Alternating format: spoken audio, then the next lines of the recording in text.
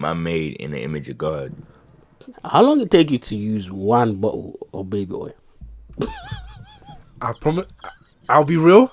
I don't think I've ever finished a bottle of baby oil in my life. It's one of them ones where it's like a little bit left, so you just toss it out. Yeah. And before you toss it, that been in there. Sorry, it's early in the podcast. Been in there for like 60 years. Bro, I don't even really need. There's no really any need for baby oil. Bro had over 1,000 bottles. You know what type of nastiness was going down in them cribs? 1,000 bottles. 1,000. Need to lube up McMillan, man, and them. Johnson & Johnson isn't even that safe like that. Bro, their stocks went up after the indictment. Over 1,000 bottles of baby oil is crazy. And I know we're starting off with that, but that's just what I find the funniest about the whole indictment. We're going to get serious later. Please, I promise you, this is a serious situation, so we will get very serious later after the intro. But 1,000? 1,000? Bro, do you know how much 1,000 is? 1,000 is nuts. It can fill up 2 standard bathtubs. Bro, more than that. It'll fill up more than that. It'll fill up at least 10. Because think about how much 100 of something is. Mm-hmm. Then times that by 10. And they said it was over 1,000. It wasn't just 1,000. It was over 1,000. That's nuts. That is absolutely nuts. I've never seen an indictment like this before. And we'll get into all the nitty-gritties. But 1,000 bottle of baby oil, man. I'm sorry for swearing again. But this is all I have to say. This is a sick Negro. This is a sick Negro. Sick. Absolutely sick in the head. What do you think it was using all them baby oil for? I don't know. Because baby oil isn't even... Is it just for shine? Like, it's not even moisturizing like For the rapper? That was such a layup. That was so... Oh my gosh. I see what type of time. That's insane. Bro, after all the information came out, I was like, oh, there's a whole new meaning to take that now. Bruh, there was a lawyer that I was watching a video of his on Twitter, and he was talking about what's the difference between like a Fed case and like a standard arrest. And every couple seconds in the video, he kept going, take that. Well, the lawyer, Yeah, I was like, that's crazy. What's wrong with bro? That's crazy. All the free cuffs is off for now for the whole of 2024. All you nasty rappers that be flying girls out, be careful. Please. Not even be careful. Yeah, obviously that you're not engaging with someone that doesn't want to be engaged with in that capacity. Mm-hmm. And if you're nastily doing that on purpose, you need to be locked up too. I'm sorry. Absolutely. I'm sorry. But we got some exclusive news. It said P. Diddy got to jail and convinced one of his cellmates. I'm faking, by the way. This is a lie. I'm trying to make a joke. Convince one of his cellmates for him to give them a haircut. And this is the audio that we got. You get that thing all down? All down? Yeah, did you get it all down? All down. Oh. You talking about the oil change? Yeah. So why don't you just say that? I mean, every time I come over here, you ain't gotta take me through this homosexual rigmarole, man. With the terminology, man. What the f is wrong with you, man? Come on, man. Finish cutting my hair. I can get the There's more. Come on, cuz. I got you. I'm at the end now. You want me to get you from the back? Get me from the back. See, this is what I'm talking about. Man, take this motherfucking cape off. Get me from the back. You talking about taping me from the back? It's trash. Did you get that thing all down? Bruh, that is one of my favorite videos on the internet. Oh my god. Bro said, when we get you from the bed. Every time I come here, you gotta take me for this homosexual rigmarole. Bruh, that video started such a trend on TikTok. The trend on TikTok was like, this is my favorite part. What's your favorite part? When I put this long wood on your back. That's crazy. That's crazy, bruh. That is absolutely nuts. Oh my god. They said this was Diddy when he stepped in. Whoa, before he stepped into jail. I ain't worried about jail, man. What you sound like a man, I ain't worried about jail.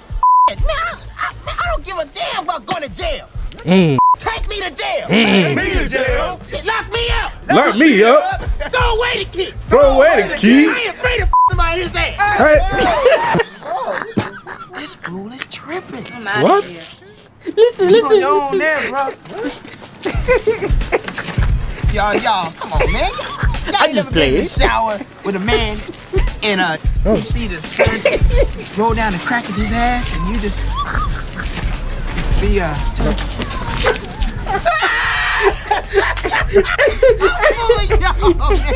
man. I was fooling y'all. Those was jokes. Hey man, some go. That is hilarious. That's from the movie Menace to Society, or Don't Be a Menace to Society. Don't be honest. The one with the waves, basically. I need to watch this movie. Oh, hilarious. Man said, throw the key away. Oh, wait the key. I ain't afraid of somebody's ass. I was like, whoa. Brother. What? Whoa. We did not sign up for that one right there. But yeah, man, they said that was Diddy. It was bopping around talking about take that. Now you're about to take that. Okay, let's do the intro, man. Let's do the intro, and then we'll get into some of the serious part. I'm sorry, guys. We had to lighten up the mood before the podcast. Last week was very heavy as well. It's not that we're not taking this seriously. We are taking this seriously. I'm gonna let Legacy do the intro, and then we'll get into the serious conversation that is Puff Diddy Combs. Listen, man. Talking about all of Puff's possible victims, man. I gotta pay homage to someone that we kind of sleep on, and Diddy slept on. Hey, man. Slept on or slept in? Or both? Alright, that's crazy. All the times that you rain on my parade. That's crazy. Let's show some appreciation to the young Justin Bieber. Can feel this freely. Why you play this song? I'm strong enough to Bro should have said never. Whoa. taller than me. Whoa. As long as you're with me, baby. Diddy.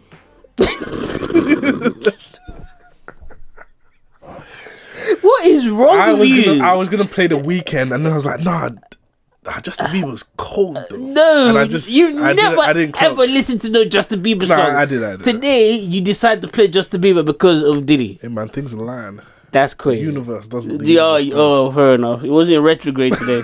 He was aligning. Hey, I don't know. That you're crazy, man. Like, what's the believers should come? Did you come holler at you for that? I would take that disrespect. That is disrespectful. Man said never say never. Bro should have definitely said never. And then here comes Jaden, bigger than me, longer than me. Whoa, brother. Yo, was doing a measurement contest. I don't know what was going on. What's going on? Where's Will Smith? Where is Will Smith? What is Will? And you know, there's a rumor around going that them boys was. Anyways, hey, shout out to them brothers. That's what I got to say. Shout out to them brothers. Now we have to talk about this with seriousness because this is a serious situation. Diddy was indicted on Monday, I believe. He was supposed to be arrested on Tuesday. Actually, no, he was indicted months ago, but the indictment were released recently. He was supposed to be arrested on Tuesday, but the feds was like, nah. The feds did a sweep, for real. It came on Monday. TMZ released a video of his arrest in some New York City hotel, and they locked him up. They cuffed him. But before we start talking about it, I want us to listen to Harvey from TMZ break down the charges, because it's way more heinous than people are making it out to be, which is my problem with some of the people that I've heard talk about it. Because it's not just I've heard. You know what? Let's listen to this, and then we'll get into this. We'll get into it properly. Oh shit! Give me the. It's there. Yeah. My bad. Production little mishap, but we back on. You know what I'm saying? Like a flash. Yeah. Come down against Sean Diddy Combs. And there is absolutely no doubt prosecutors have thrown the book at him. Among other things, he has been charged with racketeering, kidnapping, and sex trafficking. This is all based on a grand jury indictment where prosecutors went to the grand jury over a period of months. Now, there is a long list here. He's charged with prostitution, coercion, enticing to engage in prostitution, narcotics offenses, kidnapping, arson, bribery, and obstruction of justice. The complaint, the indictment, mentions the now notorious freak-off parties, calling them, and this is the words from the indictment, elaborate and produced sex performances that Combs arranged, directed, masturbated during, and often electronically recorded. It talks about luring women, Combs luring women into his orbit under the pretense of a romantic relationship, and then using force, threats of force, and coercion to cause these victims to engage in extended sex acts with male commercial sex workers. There is more. After these freak-offs, the indictment says that Combs and the victims actually received IV fluids to recover from what they call physical exertion and drug use. As for the kidnapping allegations, unclear what they are. They just reference them, as do arson and several other crimes, but they say they were committed in California. Now, as for drug use, the indictment says there was an intent to distribute narcotics which include cocaine, oxycodone, Xanax, GHB, which is the date rape drug, MDMA, and ketamine. It goes on to say that during the raids of his homes in Beverly Hills and Miami, they found 1,000 bottles of baby oil and lubricant, suggesting this was part of the freak-offs. They also found 3 AR-15s with defaced serial numbers and drum magazines. There is also a clear reference to the Cassie video, the video where Diddy brutalized Cassie at the Century City Hotel.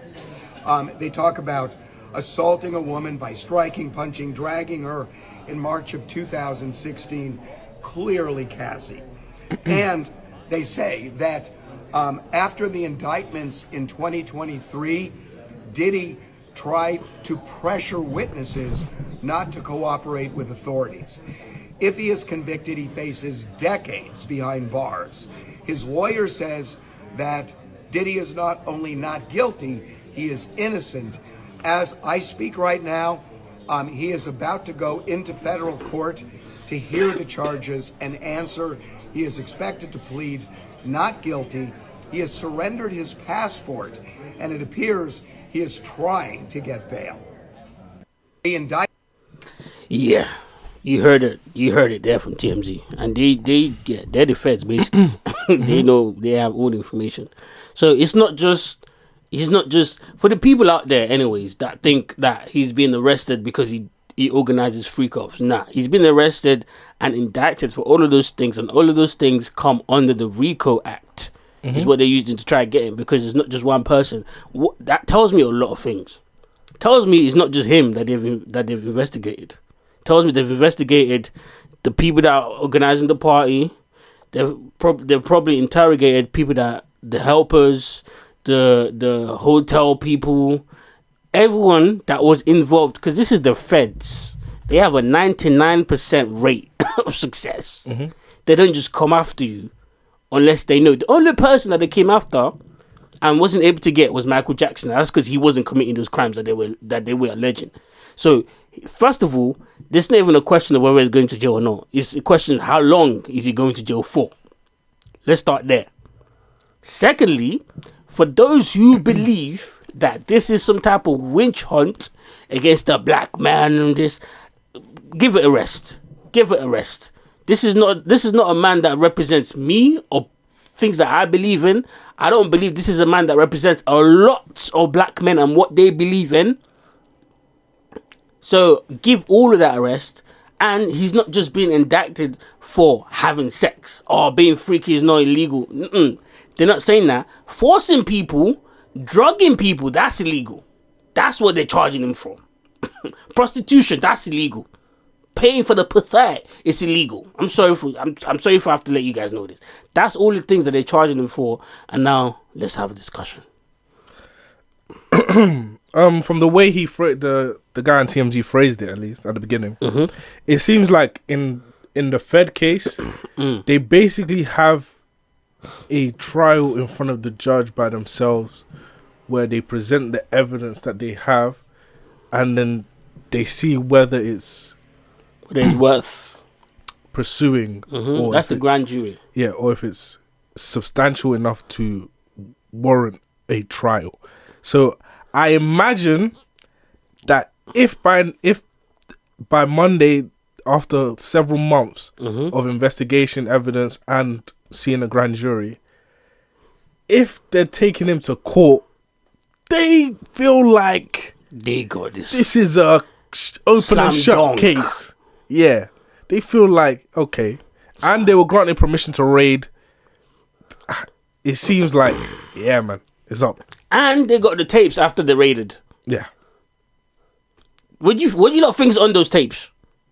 More evidence of slipping drugs into people's drinks, giving people that are completely unaware of where they are even more drugs, and then afterwards giving them an IV. Bro was making women have sex with sex workers until they were dehydrated that they needed an IV. Do you know how insane you have to be? And on top of that, all of those tapes, this is alleged because this isn't a part of the indictment. All of those tapes, allegedly, he was using to blackmail other people. And we're not going to get into this now until more evidence comes out, but allegedly the Kardashian family are also tied to all of those blackmail charges that never came up. So, conspiracy there, but we're not going to get into that because there's no substantial evidence on that. There's just rumors, right? But what makes someone, because he wasn't just some rapper. He wasn't just some producer. He was someone that was worth, or at least with the businesses anyways, at least 200 million. What makes someone that irresponsible to be that reckless? Do you get what I'm saying? All the things that he put on the line just to feed your addiction. Like, what did he have?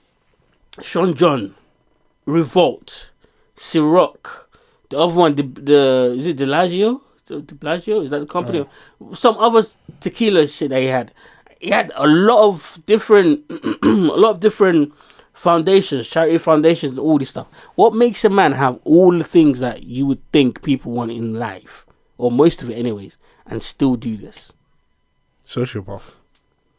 That's what I think as well.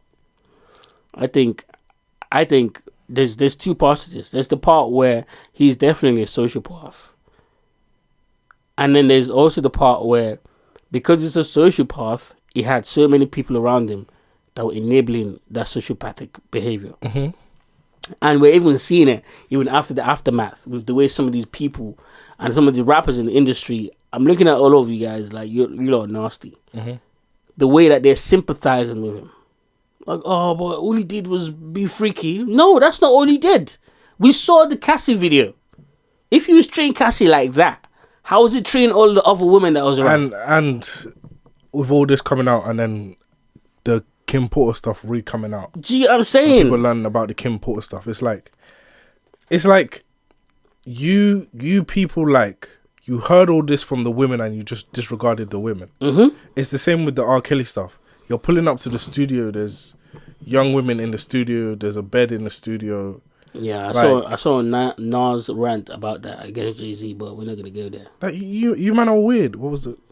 Nas was like, Jay-Z pulling up to the studio, R. Kelly, 14-year-old right there. You lot can't tell me you didn't realize I was a 14-year-old and y'all still making music like it was all cool. That's what Nas said. You met your current wife when she was 16 and you were 28. Who, Jay-Z? No, but I'm saying Nas was saying this about Jay-Z. Yeah, that's what I'm saying. Yeah. There's rumors in it, but just rumors at the moment. It's weird. It is weird. It is very weird. Yeah, so all that stuff for me is not. And then finding out that I remember the guy that took the rap for him. Finding Shine. out what happened in that situation. Like, the woman got shot in the face and she said, "Yo, Diddy shot me in the face." I don't. Nah, let's put breaks in that. Initially, she lied because she got paid off. Oh, initially she lied. She Okay. pointed out Shine.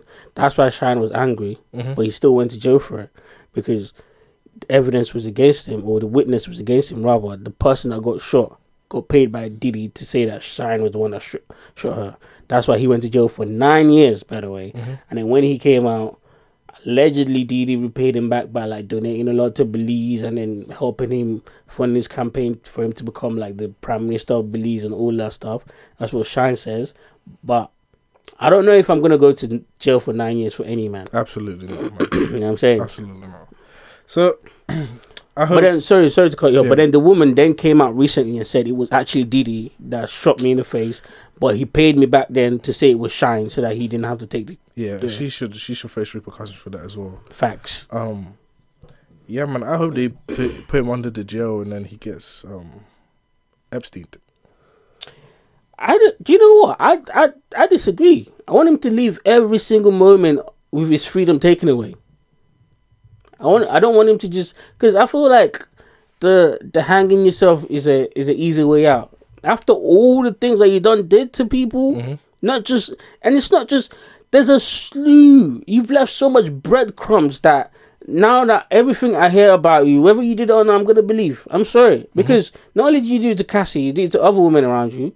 Not only do you do it to other women around you, you did it to other men as well. Think about the Wale story. Think about the J. Cole story, the Drake story, the who else? The Justin Bieber story, the Usher story. Kid Cudi. Come on. And for you musicians that are still talking about this man like he's some type of legend, you lot are weird. You lot are very freaking weird. We don't need people like you in society to be enabling behaviors like this.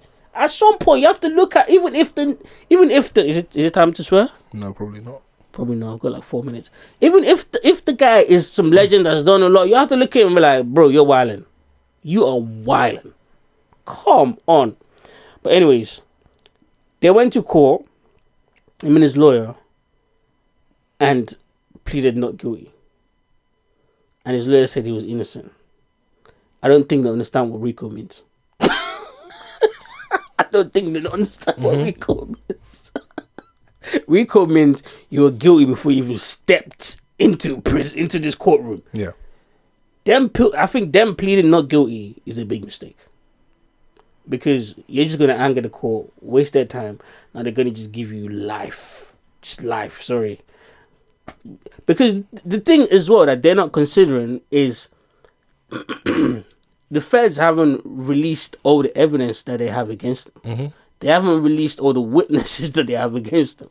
When all that start coming out, that's when it's going to get interesting. Because they're going to be, for a fact, they're going to be, well, they should be anyways, certain people like Gene Deal probably going to be on the witness list.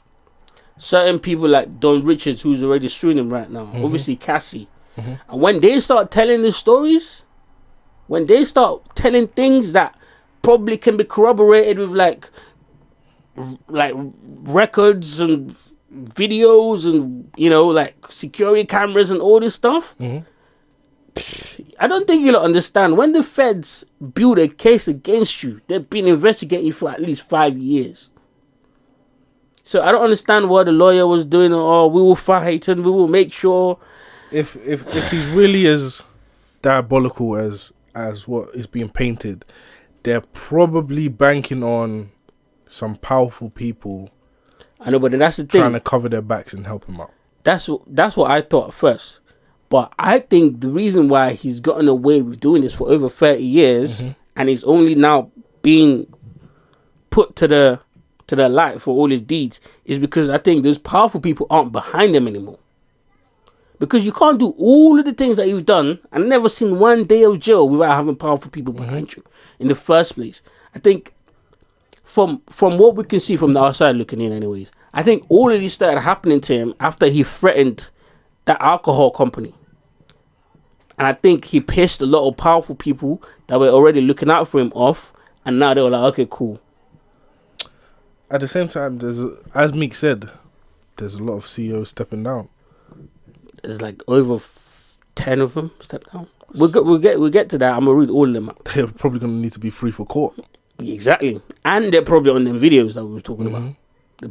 They even know probably about it. It's a bit too coincidental how as soon as the indictment happened, all of you just stepped out. All of you, like taking your bonuses and and dipping. Yeah, we'll get into that. We'll get into that in a minute. This was his lawyer immediately after he was arrested and denied bail the first time. We'll fast forward bail appeal scheduled for tomorrow at 3:30 in front of Judge Carter, the district judge assigned to this case.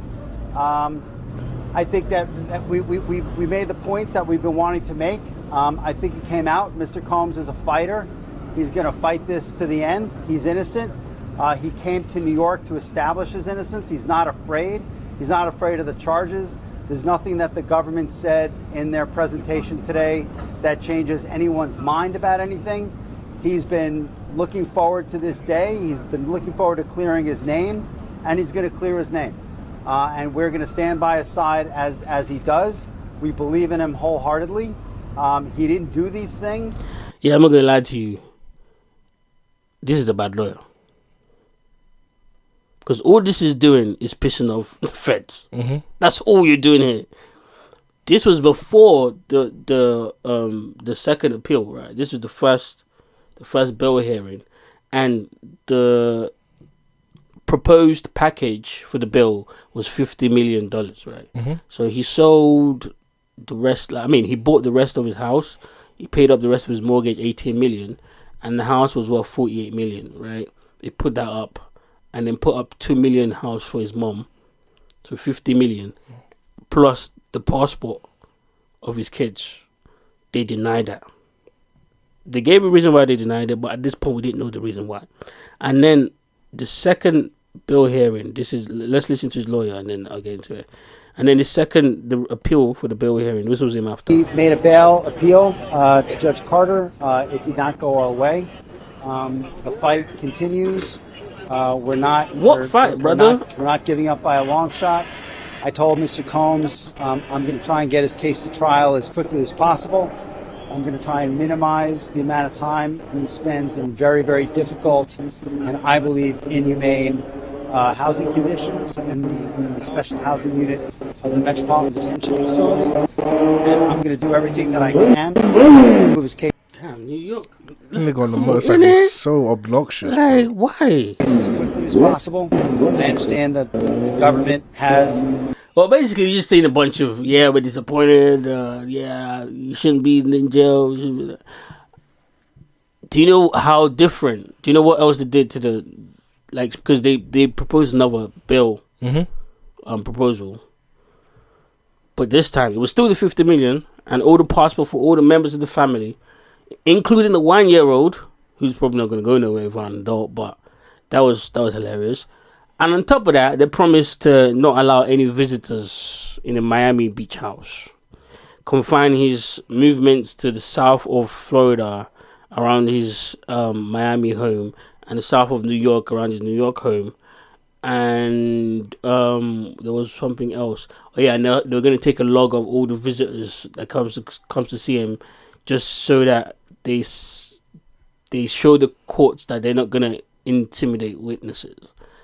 And that's just bad lawyering.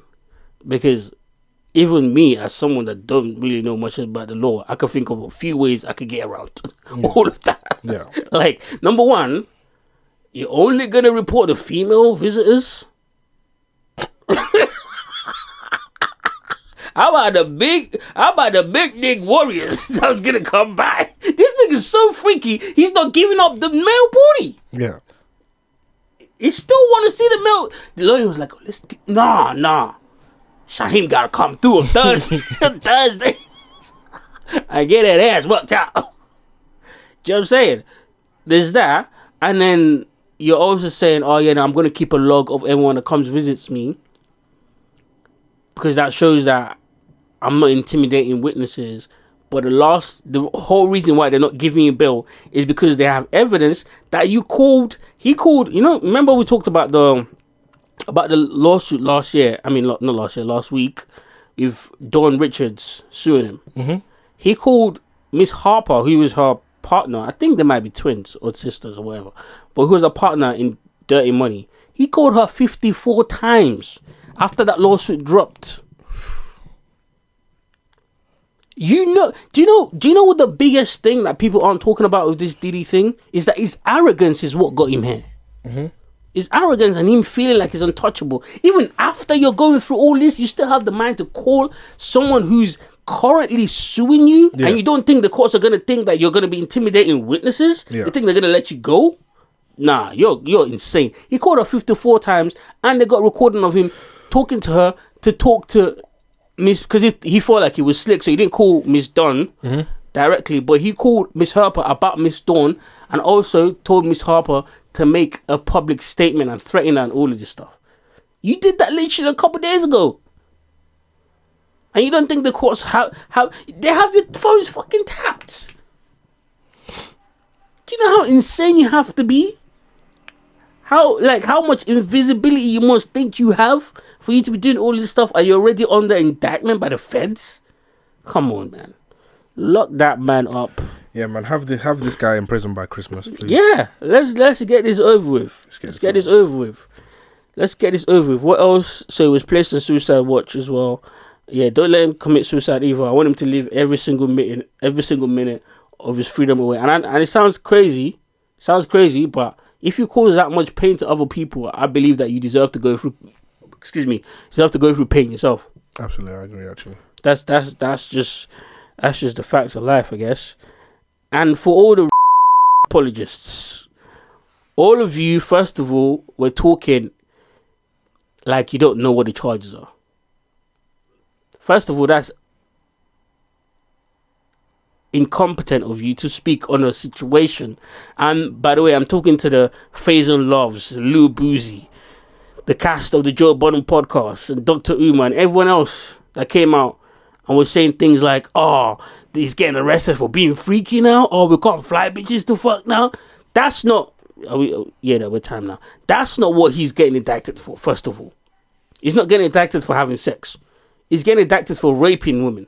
Mm-hmm. For literally giving them a date rape drug. Mm-hmm. And other things as well. Not just that. That's what he's getting indicted for. And he's also getting the RICO because he created a whole environment surrounding raping women. That's insane. Not even just women. Women and men. Yeah. That's insane to me. That you lot will still fix your mouth and be having sympathy for such a guy. And these are people that's comfortable saying that somebody is a pedophile, a PDF, because they talk about 21-year-old women. Facts. Facts. And not to say that they're not writing that, but you're picking and choosing who you condemn. Do you get what I'm saying? Like, whether that Drake shit is true or not, we're not going to get into that now. But if you have the mind to say that about Drake with little to very minimal evidence suggesting that, how dare you not say this with somebody with a Fed case? Do you know what I'm saying? With so much breadcrumbs, some evidence. We've seen videos. We've seen witnesses come out and say, "Oh yeah, he was doing that shit."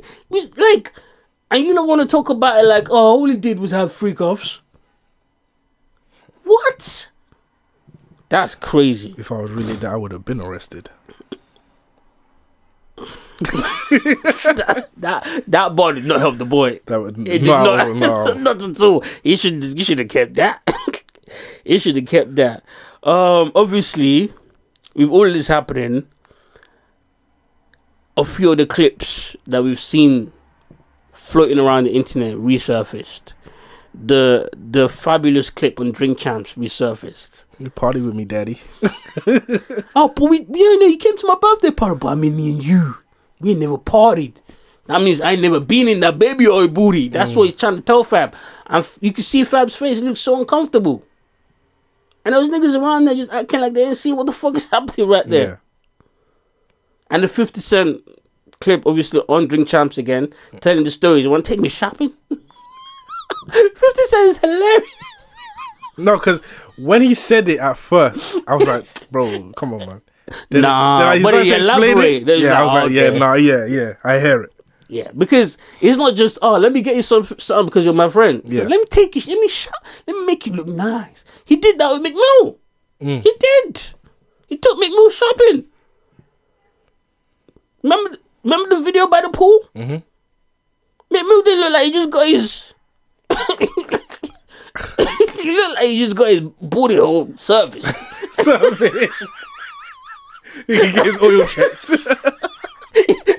He just got that thing all down. Got a tune up. That's what he looked like in the pool. I'm sorry. Mm-hmm. And what's funny, talking about McMill, is niggas on Reddit, it's calling gigs swallow man. Swallow man gigs, bro. I ain't gonna say nothing. Because you're feeling I am. No. Because you're feeling Diddy. Niggas proximity is too close to me. Oh yeah, because you live in Bagel. That's the landlord. Some people were saying, is it the landlord or is it the rent boy? That's what they were saying in the streets of Reddit. Was it me? Niggas is sick. I remember my theory that I had. Mm-hmm. I think my theory might be true. I don't know. Giggs' name might come up because there was that thing at the beginning with he might be supplying. Yeah. Listen, man, I don't know. Supplying the booty. I don't know. Because I don't see Giggs giving his booty. Why did he throw Diddy a birthday party? Because them niggas is freaky. I'm telling you this, bro. I saw that video and I thought it was weird. Mm-hmm. I'm sure Diddy asked for that. Mm-hmm. And because obviously it's a business relationship, I'm getting paid off this nigga. I'll go. You don't think he also asked for other things? Come on, man. Maybe he didn't give. Maybe Giggs didn't give his booty up, but he gave some other niggas booties up. I'm sorry, allegedly, but it's looking like that. Is what I'm saying. But we'll find out more as the case goes on, because this is insane. And then there was the Ashton Kutcher video. Obviously, the Justin Bieber when he was 15 around the Ferrari. That video is creepy as hell. And then there was the Usher videos where there's an interview and he's like telling them about the Diddy camp when he opened the door and he just saw some things that he didn't understand at the age of 14. That's crazy. And then the Ashton Kutcher video on what's the name of that show where they be eating chicken wings? Hot Ones. Diddy party stories. Listen to this. This is crazy. Diddy party stories, they're our favorite genre of anecdote, if you really? have one, yeah. Wow, okay, I've got a lot I can't tell. So, I can't tell that one either. I mean, I'm like actually cycling through them. Feel like we still have some time to go, I can blow it here. Okay. Feel free. This is a freaky ass nigga, bro! Man. That was some weird memory lanes. Listen to what it says. Listen. Stories, man. That was like some weird memory lane. Some weird memory lane. Nigga said I could blow through this. Nigga said, oh, okay. Feel free. Then got back in that mode. Feel free. Got back in that mode. What just happened? Bro says feel free.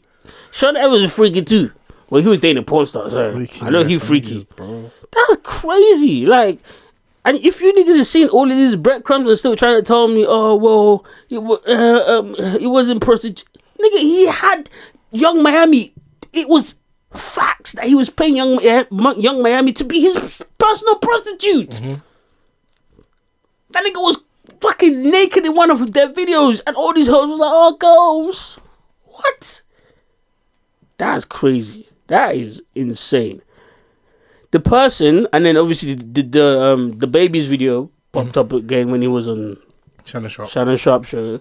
We're not gonna play that one because that one's a little bit suggestive. It could be, it could not be. But he said he was one of the 15 people in the room. That was Beyonce at a Diddy party. And Jay-Z. We don't know. And he felt special because he was one of the 15 people in the room. I wouldn't have told that story, but hey, it's that. But the stories that I heard, that I was like, oh my God, this lends a lot of insight into what might have been going on with Diddy and those parties, is from Gene Dill, his former bodyguard. Listen to these stories. Listen to this. Guys don't put those pills that they get to the girls in the champagne bottles because they popping them in front of them.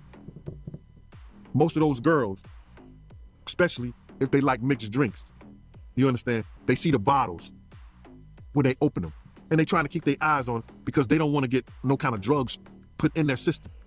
But what they don't understand is in the orange juice and it's in the cranberry juice. That's crazy. They done put the pills and the stuff in there, the roofies, the ecstasy, the E's, all whatever they put it in the juice.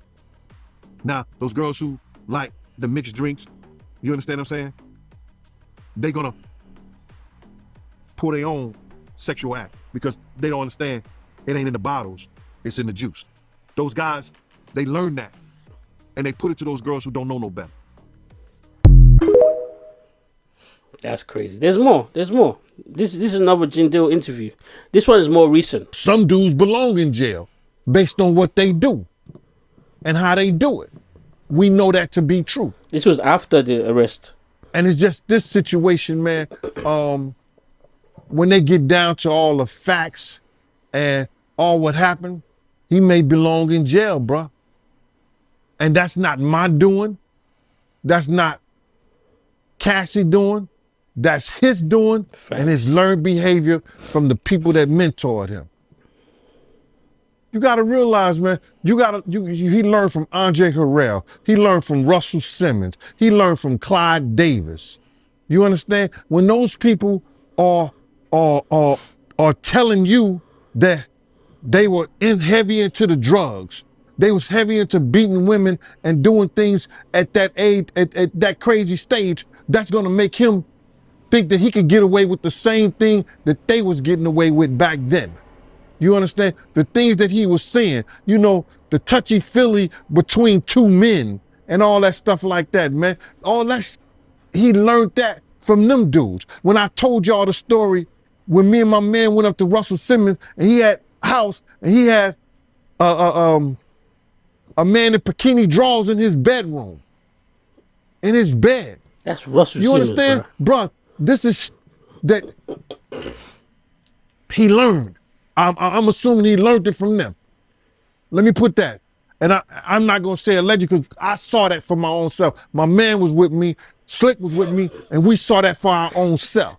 That's how I know this nigga was telling the truth.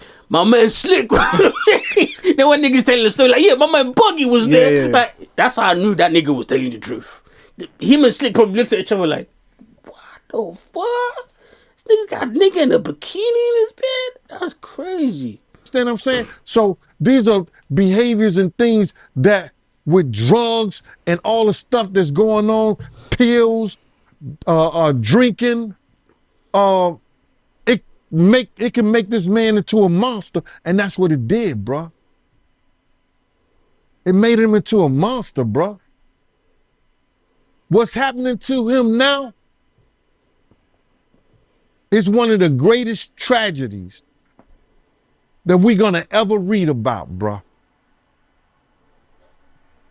This is going to be one of the greatest tragedies that Shakespeare couldn't write in Richard. He couldn't write it in Macbeth. He couldn't. New York niggas be doing too much.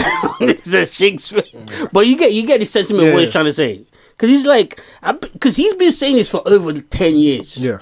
And he would have probably got touched, but he's from the streets. I know at first, oh, it's crazy. But hold on. They keep saying the same thing, and not just him. Like, we've heard rumors here and there, like, wait, what's going on with this P. Diddy guy? Like, and then there's another one where he's talking about Usher. This is the last one. Other people platforms, but he got on Shay and he mentioned how he's talking about great Usher and how good Puff taught him and everything. You know what I'm saying? About the business, right? I know, and people know, that was around that in that time that Puff and Usher did have a situation. And that situation led Usher to the hospital. Now I let Usher explain that to y'all. I let Usher tell that story. But how dare you say a man that groomed you, you gonna give him a pass? Bruh, you know I know. Let me reframe you on something. Remember Usher? we was at the Swiss Hotel. Puff had Kim in the room. Had one of Keith Sweat's baby mothers in the big room outside the master bedroom. He came outside in his robe. She gave him a fellatio right there. His back was turned to me. She gave him a fellatio. You knocked on the door. I came and opened the door for you. Puff went in the room. You came in the room and kissed that girl dead in her mouth. Now I'm telling that because you taking up for somebody that you know and a lot of more people know didn't do you right when you was at Diddy camp. It's called Stockholm Syndrome.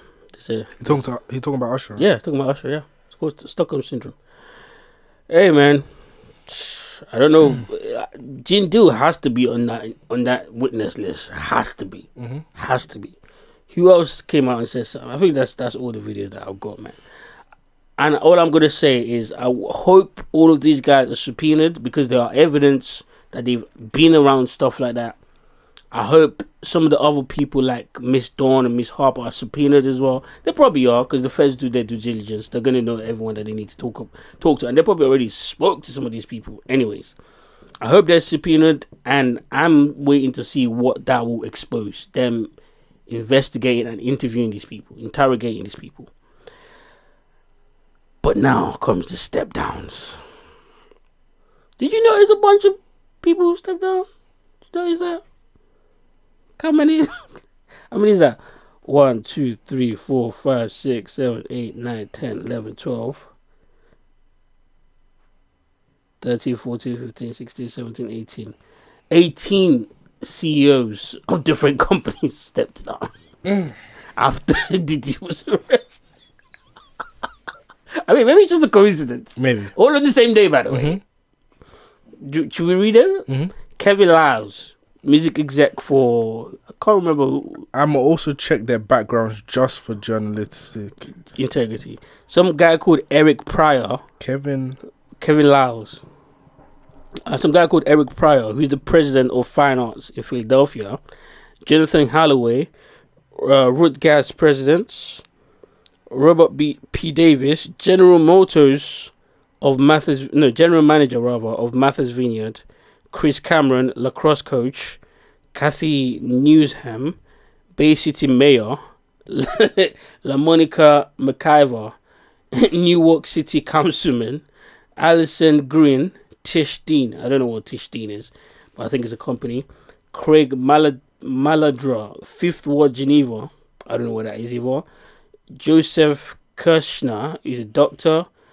Mike Foster is the president of Nixian Travel. Susie Williams is the executive director, doesn't say before. Romaine Maziri is another CEO. Henry Levent. All these people just sound white. Henry Leventis is the chief prosecutor. That's crazy. He was at the Diddy Freakhouse as a prosecutor. That's crazy.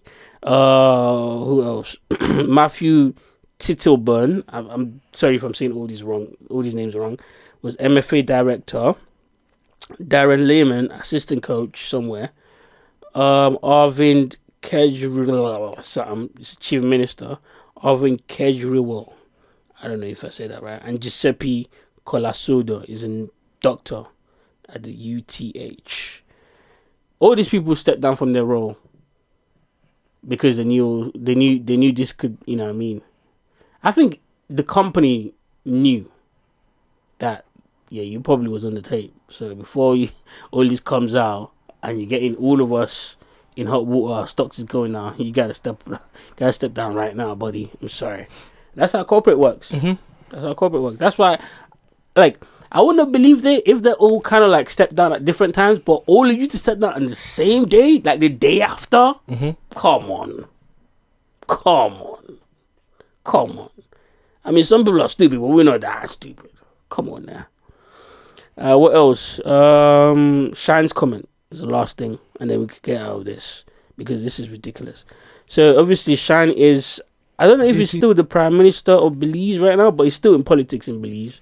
So the Belizean people are asking him, you know, we've seen you chill with this guy, we've seen you get donations from this guy. What's your relationship with this guy? Like, what's going on? He's being accused of this, and this is what he had to say.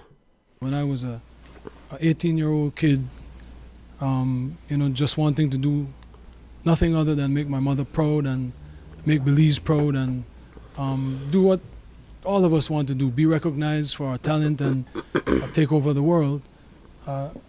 I was defending him, and he turned around and called witnesses to testify against me, and he contributed. He pretty much sent me to prison. So that is the context by which you must always describe that relationship. Yes, I forgave, I moved on, but let us not pretend as if I was in Miami for Thanksgiving and Christmas. Well, and that spent a birthday with him once. I saw a birthday cake. I went again to do a charity event for impoverished youth in London. So let us not lose sight of what the cold hard facts are.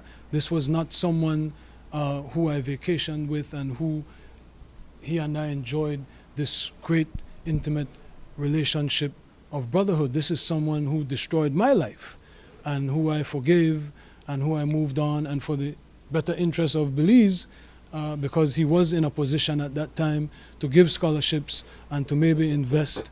I would not deny attempting to bring the investment to Belize and to bring the contributions to education to Belize, but don't distort it as if, you know, he and I were bombali.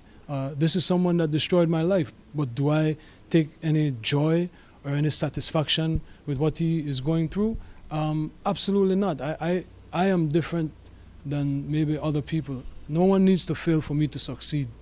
No one needs to suffer for me. In your at the height of your professional relationship, or thereafter through the reconciliation, when he was an instrumental part of promoting you through Revolt Media, were you aware of these freak-off events, and were you aware of them? Did you have any participation in them? Oh my goodness, Jules Vasquez. Jules Vasquez. Were you aware of them? Jules Vasquez. Were you aware of the freak-offs? Sir, I had nothing to do with Sean Combs' personal life, no interaction. That level, everything was strictly on a professional level. Well said, man. I saw a birthday cake. They tried to stick him up. It was like, nah, this nigga ruined my life too. Yeah. Yeah. And I agree with him, man. But here comes the coons. Oh, why you didn't say this all this time? Why you not talking? It's like, come on, man. You New York niggas think as long as someone's from New York, you have to just agree with everything that they do. You niggas need to shut the fuck up. And some of you niggas might be rapists too. That's probably why you feel this way. That's probably why you feel attacked. Some of you. Well, maybe even all of you. I don't know. I have no idea. But I think he's within his rights to defend himself and say, yo, look, this was not my body. Like, I did what I did for the interest of beliefs. And plus, I already served 9 years in jail. This man's ruined my life. I wanted to get my life right. You know what I mean? And if he was going to help me with doing that, cool. Do you get what I'm saying? So I'm not mad at this at all. I'm not mad at it at all. Is there anything else you need to... Nah, let's move on from Diddy. Yeah. Before we move on, though, Pimp C tried to warn you guys, but we didn't know. I'm gonna say this too. You niggas out there think this shit is cool, but it ain't cool. Me and this man ain't never been butt naked in no room together with no hoes, pulling no orgy type shit or doing none of that whole ass shit you niggas out there be doing, thinking you doing some fly shit. Nigga, if you in a room naked with some other niggas and some broad, them niggas looking at your ass. And if that shit is gay, and you need to get on some other shit. Me and this man got nothing but respect for each other. We ain't never pulled no train. We ain't no motherfucking freaks. We some family men. We getting this paper. Know what I'm talking about? And I had to put that out there, bun, because a lot of niggas doing a lot of fugazi shit out here, man. You know what I'm saying? These niggas that flip-flopping, they pitching and they catching with these boys, and they doing all this. So, and if you gay, that's cool, but be gay and come on out and be that. Don't be in front of us and acting like a straight-up G, and then you get over here and you letting these boys bust up your back. But, you know, it gonna come to the light. And yeah, I want to put that out there, man. This man ain't never seen me naked. I ain't never seen him naked. We don't desire to do no shit like that. We ain't going out like that. And we were wild young teenagers. And when we before that ex, you know, that ex, I don't lie, that shit fucking like. Yeah. He was talking about Diddy. Mm-hmm. You had no idea. But yeah, moving right along, man. Moving right along. Just to close the section now, I pray that everyone who was affected by this man finds some type of peace, some type of reconciliation, because sometimes we forget about the victims. Prayers to their loved ones, their family, their friends, they themselves, and I hope they seek therapy and get, over this man. But yeah. Hey man, what you want to move on to next? Hey man, Shxtsngigs. Shxtsngigs. Oh, you sure? From conversation.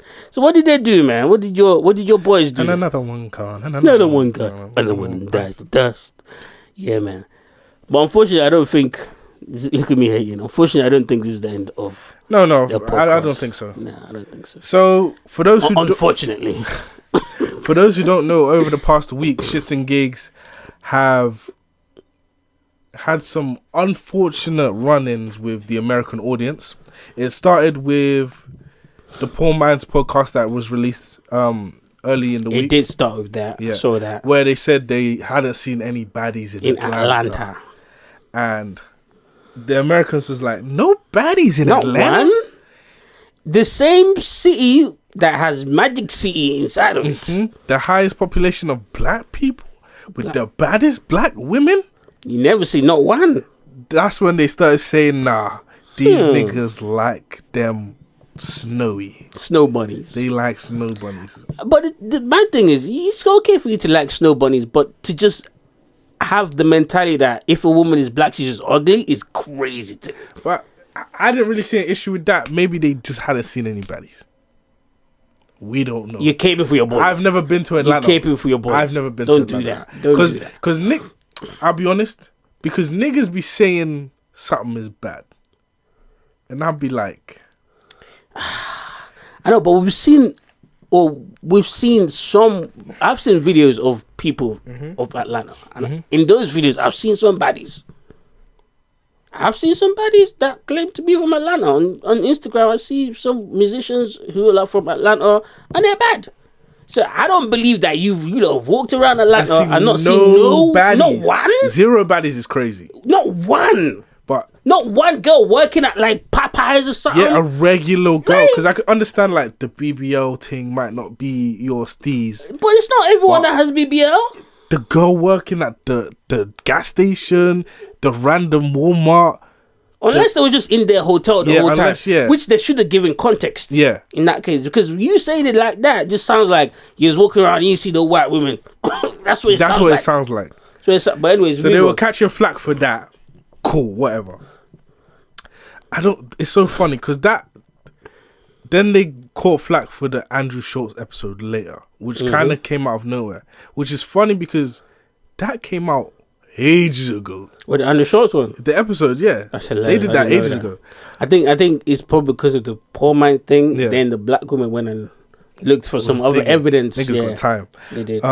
So they found the Andrew Schultz video podcast where Flagrant 2 podcast where James and Fuhad were on it, and Andrew Schultz was making some stereotype jokes. Let's not do that. He was making racist jokes. They were racist, but that's his thing. I found it funny. Of course you did. That's also your thing. I didn't see a problem with it because it was just because knowing. Of course you don't. You don't like black women. True. No, not true. But because that's crazy. I know them niggas are comedians on there, and I know he's hamming up. They know that it's stereotypical. He was hamming it up, but obviously I'm watching the clip without internet brain. I'm just watching the clip. Okay. he's hamming. They know that this. They know that. What does hamming up like mean? we Like know? it's- I know it's a stereotype. Mhm. So I'm sitting in it. You know what I mean? Oh, so you're hyping it? Yeah. Yeah, Like okay. I'm doing this because I know it's not true. Like I know it's just a stereotype. I think Andrew Schultz thinks that's true. Maybe, I but think Andrew that's Schultz that's how it thinks came that's across to me because I'm not a miserable fuck. Yeah. That's crazy because that's your legacy is tweet as well. We're gonna get into that in a minute. I remember. So now you remember. Exactly. Yeah. So anyway, they were getting pressured for that, and then they apologized. And this is for me. This is where it goes bad, right? Because the American audience was like, especially the women. This is what happens when you pander to women, right? They were saying, oh, they don't like black women, pushing negative stereotypes and kikiing with the white man, coons, rah, rah, rah. Can we play what they said? Yeah, please. Okay. Because I think this would give a lot of context to it. First of all, was this a double slaved one? I think this was a double slaved one. This is the first one that I saw. So you're Trini. Yeah. Oh. And the white side is what? Irish. Is Irish. Yeah. Okay. Wow. Oh, in today's climate, you're a colonizer right now. Yeah, Right? the But game's it's the really game, not bro. fair because the Irish got fucked too. Yeah. You're double slaved. Sorry, not funny. It sounds insane. It does sound insane, but it is Mathematically, factually though, true. if we're mathematically speaking. Give me Math. taters. There's potato slaves. Yeah. Fuck's sake. That shit's probably harder to pick than cotton if you think about it. So you're Trini. I didn't see this clip. So you're Trini. That's crazy. That's a crazy statement to be That's laughing at. crazy, but And saying potatoes is harder to pick than cotton is crazy. it's a joke, though. Of course, it's a joke. but But that's such a low hanging. For me, right? Come on, man. For me, right? If you don't like comedy, just pack it in, because this is what comedy gives you, right? A lot of people don't know that the Irish and Jamaicans and that area share a common ancestry, and in that joke, they've just told you a fact, and they've made light of it. Yeah, but I think double slaves is hilarious. I'm sorry. I don't think Andrew Schultz is funny. I don't think he's funny necessarily. I don't think his jokes are funny. Like, Double slaved is because hilarious. I laugh at racist jokes when I think that is funny and clever. But he just be double downing on stereotypes that we already heard before. It's like, okay, cool. And when he says it, it sounds like he truly believes some of the shit that he be saying, even though he might not believe all of it. But it sounds like he truly believes it. So I don't find it funny. Me personally don't find it funny because I love black women. But hey, man, go ahead, Queen, bro. Yeah, sure. Double slave is hilarious either way. Double slave is funny. Double slave is hilarious. But I'm saying it's not funny. But carry on. What was you saying? Yeah, no, it's just comedy. You found it funny, huh? It's just comedy to me, hilarious. It really tickled my ribs. It was rolling on the floor. Absolutely. Okay, all right, cool. Guys, don't worry, I'm taking notes of all of this. Bro, I ain't scared of nobody. All right, so this is the second part of the podcast that a lot of people had a problem with. What is the black girlfriend effect? This is you might not know about this. Glow up the other culture. Yeah, so you'll see. I think the funniest part is they were actually trying to big up black women until Andrew Schultz started talking. But let's carry on. Guy who's had a black girlfriend, all of a sudden he's got buzz cut, like clean shape up. Glows up, bro. I like that. I like that. They shave their hair because they start losing it. Because they're so stressed being around this black girl complaining about shit all the fucking time. That's why they gotta shave their hair. Nah, bro. White guys with black girlfriends, they grow step, a beard they step because their dick there's up. more cushion when they get slapped the fuck out of. That's hilarious. Now, do those brothers look like they wanted to move past that real quick? But let's carry on watching. I think the black girlfriend effect. It might be a protective instinct, bro. You think? Protective. Yeah. Do you guys? Have you ever had black girlfriends? Yeah. Have you ever had white girls? Yeah. Oh wow. Okay. Listen to this. What's your favorite? But his delivery is very jokey. We love them all. Yeah. Oh really? We love them all. Yeah. That means white. Who gets That means what? Hey, let me do the US translation. Kendrick fans? Get him! We love them all. That's royal English for What is the black? Nah, I don't find none of this funny. I love my black women. He's I love a black smiling woman. Nah, I'm not smiling at all. I am upset at this cancel Shxtsngigs. The podcast is not even funny anyways. Fuck them niggas. Fuck Andrew Schultz. Fuck all these racist comedian niggas. If you're gonna be racist, at least be clever with your jokes. Oh, they shave their hair because they're losing their hair because they complain all the time. White women are worse than black women. If we want to have real conversations, white women in a relationship are worse than black women. Not only do you have to, with white women, anyways, and I'm talking about from experience of English girls, I don't know what American women are like.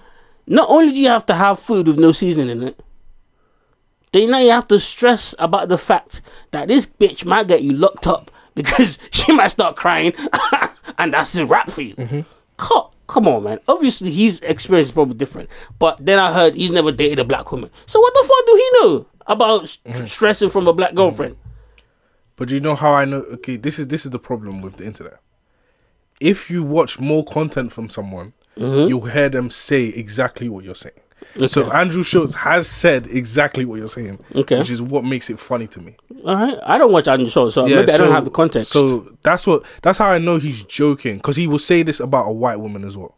I know that part. I know that he doesn't only just go for black people, stereotype and racism, whatever. He does it for whites, Mexicans, Jewish people. I think he does it for because absolutely, he does it for the whole lot. But what I'm saying is, I don't think his comedy style is for me at all. Oh, that's completely fine. Completely fine. At all.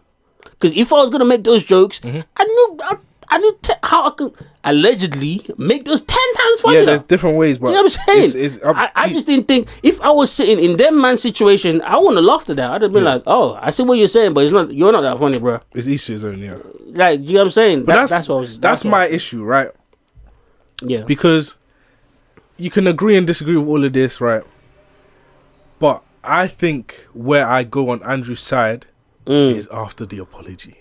Okay. Because I would have been with them if they didn't... Explain, what do you mean? Because basically, Andrew released a video in response to their apology, right? Oh, okay. And people were like, oh, see, look at the white man. He set you up and now he's laughing at you. But he was laughing at them. He was laughing at them, but I'm on his side. Okay, let's get into that after we get the apology, though. But I'll prompt you. They found other videos which made it worse for them. This is a video from before they blew up, right? But listen to this. Chick that I went to uni with, her name is it doesn't matter anyways. But she was on a TV show. I can't remember what TV show it was called actually. Fast forward this. And there's this girl that she used to watch on a TV show who was obviously black. She was like, "Oh, I wish I was her."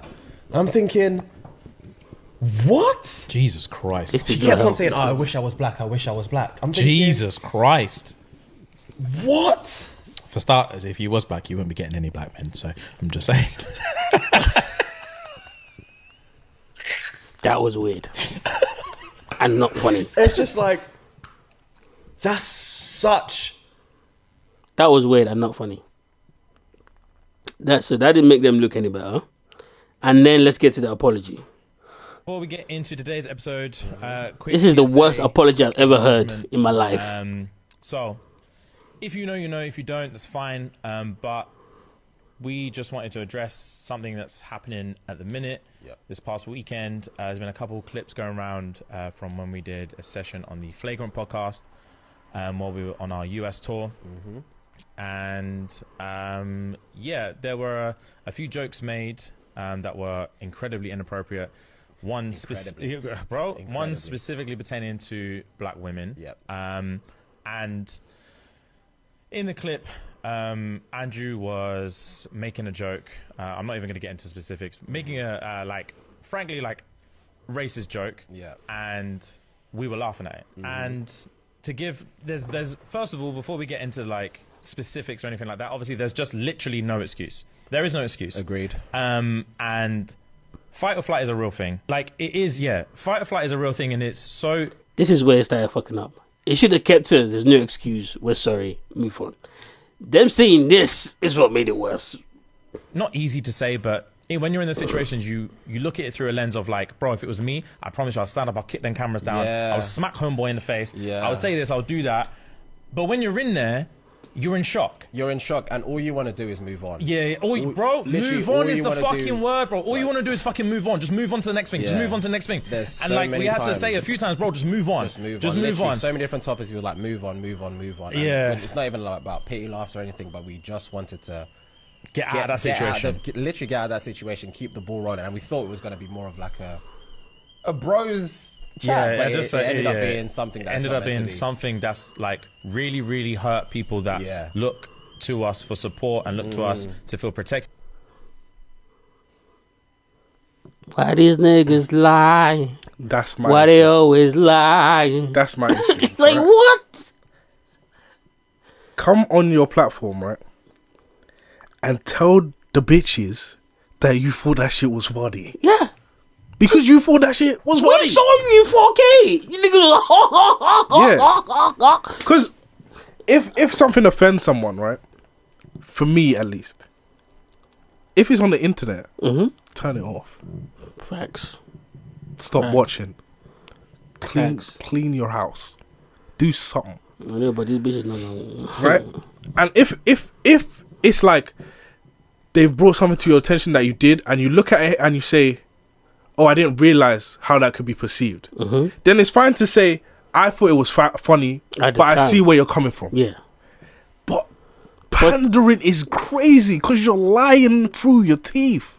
But to say we just wanted them to move on. Oh, you know, when you're in that situation, you just want to move on. Is the fucking word, bro. Yeah. Bro, that's the fucking word. I just wanted them to move on. And I don't know if you have the clip, but the reason I'm on Andrew's side, right, is because the clip of his replies. Yeah, no, I don't it's because not only did you lie and pander to try and save whatever it is you thought you were trying to save, their audience, yeah, you pushed all the accountability onto someone else. That's true.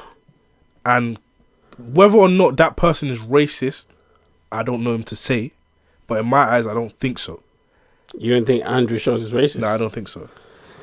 What you participated in something and then removed yourself and tried to push the backlash onto one person. Okay. And what Andrew said in his reply was, in post-production, we asked you, what should we take out?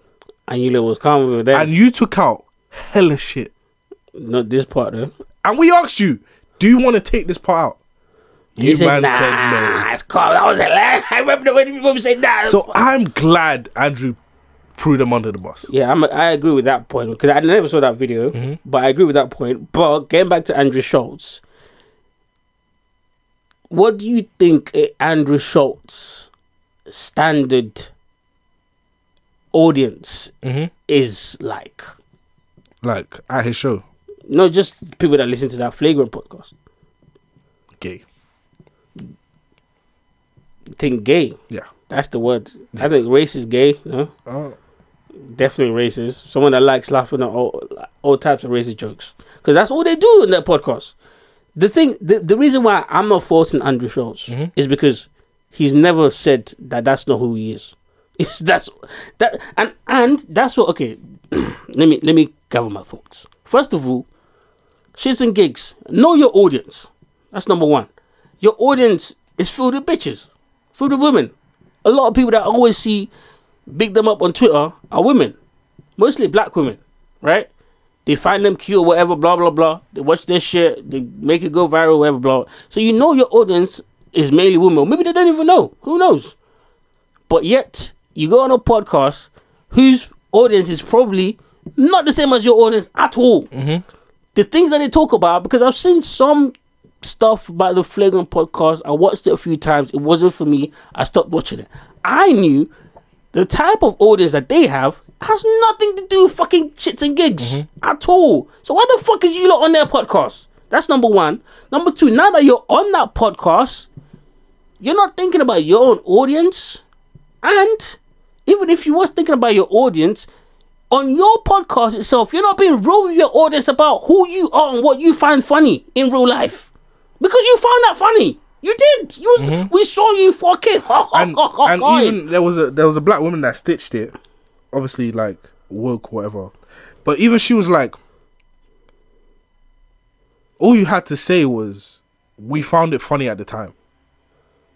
In fact, they found it funny even after they left the building. Yeah, we found it funny, but we can see what is wrong about this. What is wrong about this? Obviously, niggas gotta save their business. Cool, so you lie, but don't lie and be like, "Oh yeah, no, we didn't even want it to. We didn't even want to be in that situation. Yeah, we wanted to. What the fuck is you niggas talking about? Cancel these niggas. Get these niggas out of here, man. Get these niggas the fuck up out of here. Like that's like me being a pro-feminist podcast, and then I go sit down with fucking Donald Trump on his platform, like, oh yeah, no, let's chop it up, Donald Trump. It's like, what? Why? Like, because obviously this is also signs of people that aren't in control of their podcast. They're clearly not. They went on a US tour, great opportunity, amazing, whatever, blah blah, great. But why was one of the stops the Flagrant podcast? That doesn't even align with you, what you lot do at all. Like, you lot, if I'm not mistaken, what they do on their podcast is they read out funny shit and laugh at it, right? Meaning they don't come up with those things in their own brain. So why are you going on another podcast where people come up with things on the fly, react to it on the fly?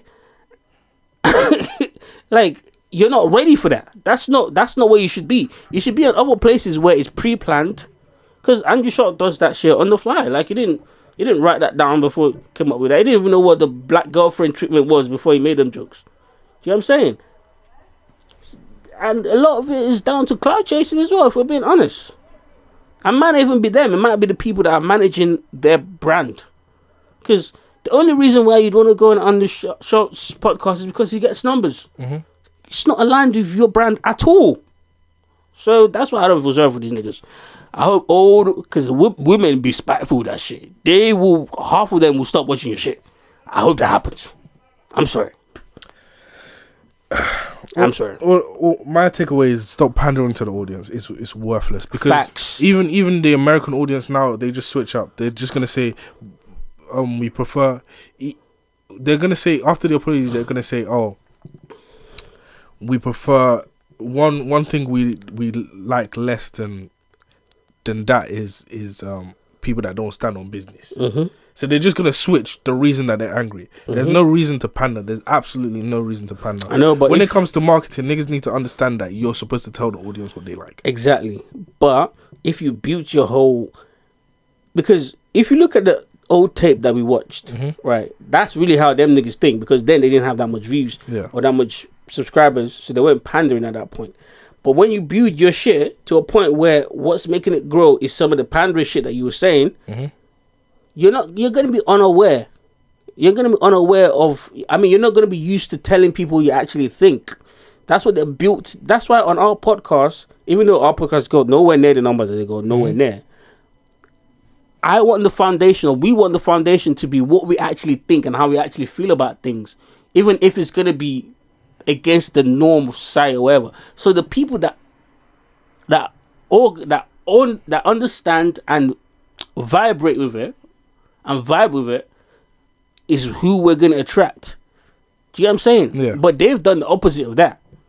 They've done all the pandering to women. That's why the fan base is huge. Not huge. That's why the huge part of the fan base is women. So, hey man, here's what it is. Reap what you sow, I guess. And here you come, man. A black woman defending all black women. We've done this video, and you called her miserable. Oh, they're miserable, man. It's just jokes. No, but that was the stereotype ones. The stereotype ones. Where it was asking like, oh, because Fuhad said he's Yoruba. Yeah. And he was like, oh, are the Yorubas the smart ones? And then he was like, oh, which ones are like the scammers? And which ones are like the aggressive ones? I saw that. Not that bad, to be honest. That's crazy. But what did she say about it? Did she play the video? I don't even know what she was saying, bro. So why'd you call her miserable? I just said niggas are miserable because I thought that's what they were upset about. The stereotype things. Nah, that's not what it was. They was upset about the black women shit. I'm telling you, if their audience was mostly men, this wouldn't have been a thing. And there's no point pandering to black American women. They're only mad when black men like other women. I know, but that's the thing. When black women like other men. It wasn't just, but the thing is, it wasn't just black American women. It was black UK women as well that was going off. That's because they don't know how to think for themselves. I know. But that's what I'm saying. If you use your brand based off of, and some of those black American women are their fans as well, because obviously they've been blown up online with all their, you know what I mean, social media exposure. Since you've been pandering this whole time, these women see you as one of the good ones, for lack of a better word. So when they hear you laughing at this, now they're upset. Now they're going to go on a rampage. Oh, burn it down. And, you know, it is what it is, man. They're going to survive, though. They're going to be fine. Their podcast is not... Like, what is cancelling in this day and age? Outrage for a few days. Nothing. Everybody say what you want, for God's sake. Facts. And people just won't listen to what they don't want to listen to. What they're scared of, the reason why they keep pandering is they're scared of losing numbers because they have to report to someone. And if those numbers drop, that person might drop them and stop paying them. You know what I mean? Running campaigns on their podcast and all this type of stuff. That's what they're scared of. But I just think it's better to build your brand organically from the floor, because then you can control what you need to control about it. But when I saw how they grew so quickly, I knew there was an agency behind them. I knew there was someone behind them, which is very obvious. I'm not mad at that, but this is some of the things that comes with it. The sit in front of a camera and apologize even though you're not really sorry. I could tell your whole demeanor that you niggas didn't want to apologize. Like, that nigga, what's his name? Is it Fuhad? The black one Fuhad, or is the other one? Fuhad, yeah. The black one's Fuhad. That nigga was sitting there like pissed off. Like, come on, man. Come on. But anyways, the black woman went and found a nice white man who gave us an example of how they should have reacted on Andrew Shaw's podcast. You want to hear it? Yeah, sure. This is Shane. Oh my God. Shane Gillis. Yeah, I know you don't like this nigga. That's why. It's not that I don't like this nigga. This is just the wrong nigga to choose. No, but what he did is what they should have done. And if they claim to be disgusted by it, is what how they should have reacted. But listen to this. That's his rival's profile picture. So just for context, Andrew Schultz is showing him videos of the R word is not, can't use that. Which R word? Just say you can't say that. You can't say that, like, because people know what that is, like. But the Down syndrome people with Down syndrome. No, that's fine. Down syndrome is a disease. Yeah, but that has no correlation to. No, they do have Down syndrome. That's why they're like that. You know what I'm saying? You know what I mean? But anyways, one less chromosome. One more chromosome people, right? So they're lifting weights or whatever, and Andrew Schultz is showing him these pictures and videos of these guys trying to lift weights and get hench in the gym, and they think that these guys look like Shane Gillis, and they think it's funny. So just context. Yeah. Why are you laughing? You be laughing at so much. You do look like Shane Gillis. You be laughing at so much inappropriate stuff. But listen to this. Shane, can we click the video? I just want to hear the sound. I just want to hear the sound. It's a Sue. It's a... Nah, you look great, dog. Congrats. I don't think that's funny. But He was dead I ass. see that. I see why. Like, you don't get it, you mean? Yeah. But that's not me, so yeah. I don't understand it. Yeah. I don't get the joke. What do you say? Yeah. It's okay, dude. It's okay. Not convinced yet? Well, take a look at this next bit then. Dude, I was watching your TikTok account. What's that? Which one? That's better. Yeah. That was better. The Gillian Keeps? That was a bit. No, your personal TikTok. I swear to God, I don't have one. Oh, so you sounded 38 when you said that. That was great. Yeah, your TikTok account is also your account. Yeah. Your account on TikTok. Yeah, I was watching it. I swear to God, Or maybe somebody's doing an account with you on TikTok. What is it? I mean, it's been hilarious. Is he doing moves? It's you doing dance moves. Are you trying to find a guy with Down syndrome doing TikTok? Is that what you're trying to do? I didn't say that at all. I didn't. Search it. It is going to be good. GillianKeys.tv, dude. There's gonna be a lot. There's gonna be a lot to go through here. Down syndrome dudes love TikTok. Oh my god. Son, my guy's nice. By the way, that's wow. These guys are awesome. Yeah. They're having fun. Yeah. For you guys to sit here and be like, wait a minute. Let's bring it up and mock them. That's up, dude. That's a dude. By using them as an insult. Using? We're using you. So you're insulting them by saying I look like them? Or you're insulting me by saying I look like them? This is you back in your victim thing.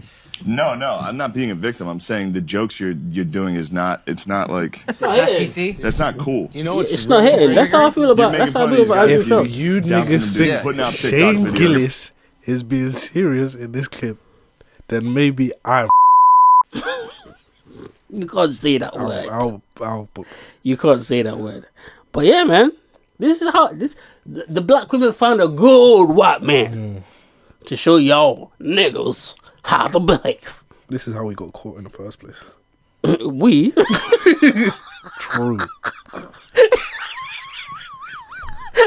I come from Africa. I know what you talking about. I know what you talking about. They're not gonna like this. See, this is what I'm saying.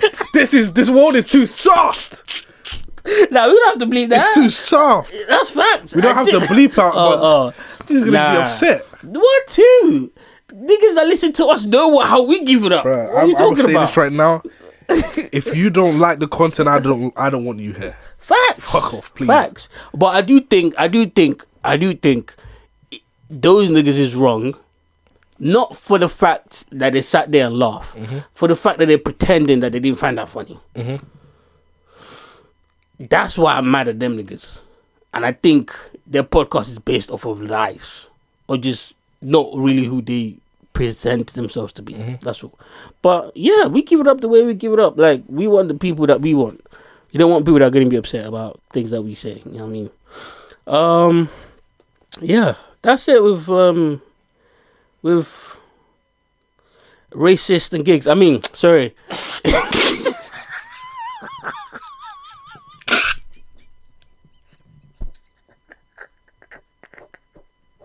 Sorry, shits and gigs. I mean, coon and gigs. Oh, sorry, no. My bad. Coon shits and gigs.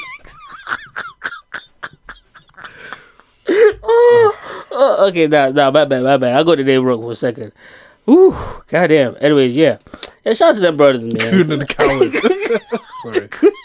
Coon and cowards. Oh, no. Oh.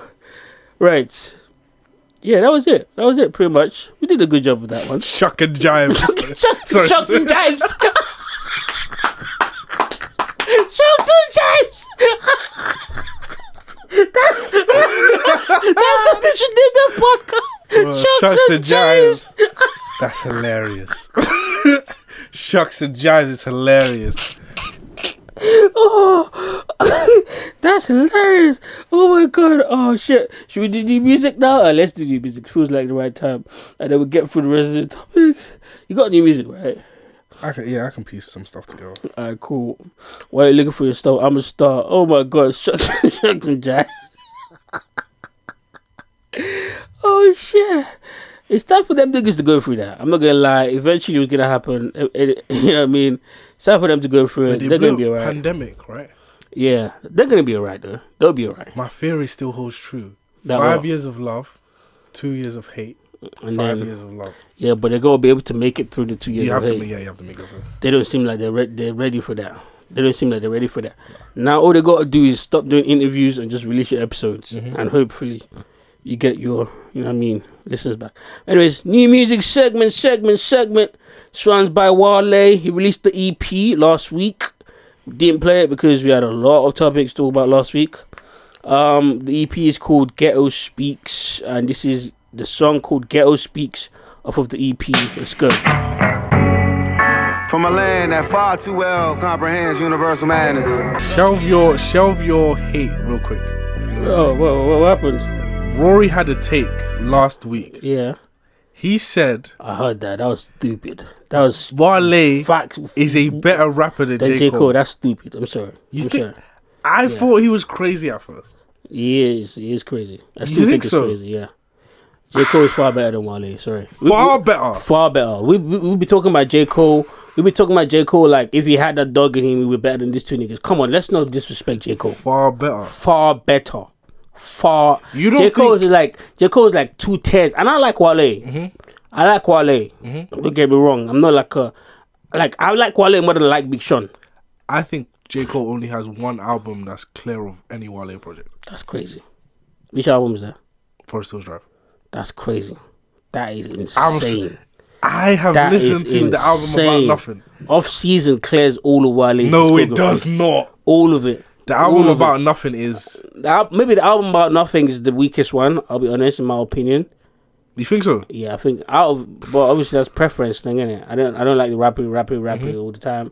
I like the concept of the album, but it wasn't enjoyable for me to listen to. I think there's other things that separate them, but I think pure rapping, I don't think they're that far apart. Alright, bro. Alright. But we've see the heard J. argument. Cole rap. We've I heard think in Wale recent rap. years, it's become more crazy to say that. It's been crazy. to say 2-3 that. years ago, I don't think that's that. It's wild. been crazy to say that. That's that. And Rory is saying that from a perspective of a white man too. I listen to white man when it comes to hip hop. I don't care how ingrained in the culture you are, bro. You are ginger. I don't know, man. I'm sorry. But anyways, next one I got coming in the dial for you, man. Actually, make your point. Why do you think? Why are you on his side?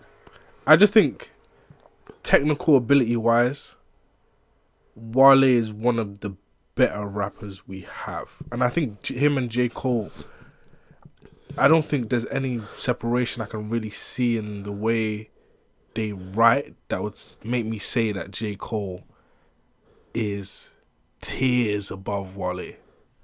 Alright. I think Wale rhyme scheme wise overtakes J. Cole a lot of the time. That's insane. You might not like his delivery or you might not like what he's saying, but I'm looking at rhymes, metaphors, punchlines. And you think Wale has will better pack punchlines? will pack a verse more than J. Cole could pack a verse. That's absolutely insane. Absolutely insane. Leave a comment. I can't believe this. I just think it's an interesting conversation. I don't think it's interesting. It's an interesting conversation, but as soon as we start talking, Wale, please pack your bag. Go home. It's closer than you think. Go home. Nah, it's not. I don't think it's close. I'm sorry. I'm trying not to disrespect Wale because I actually like Wale.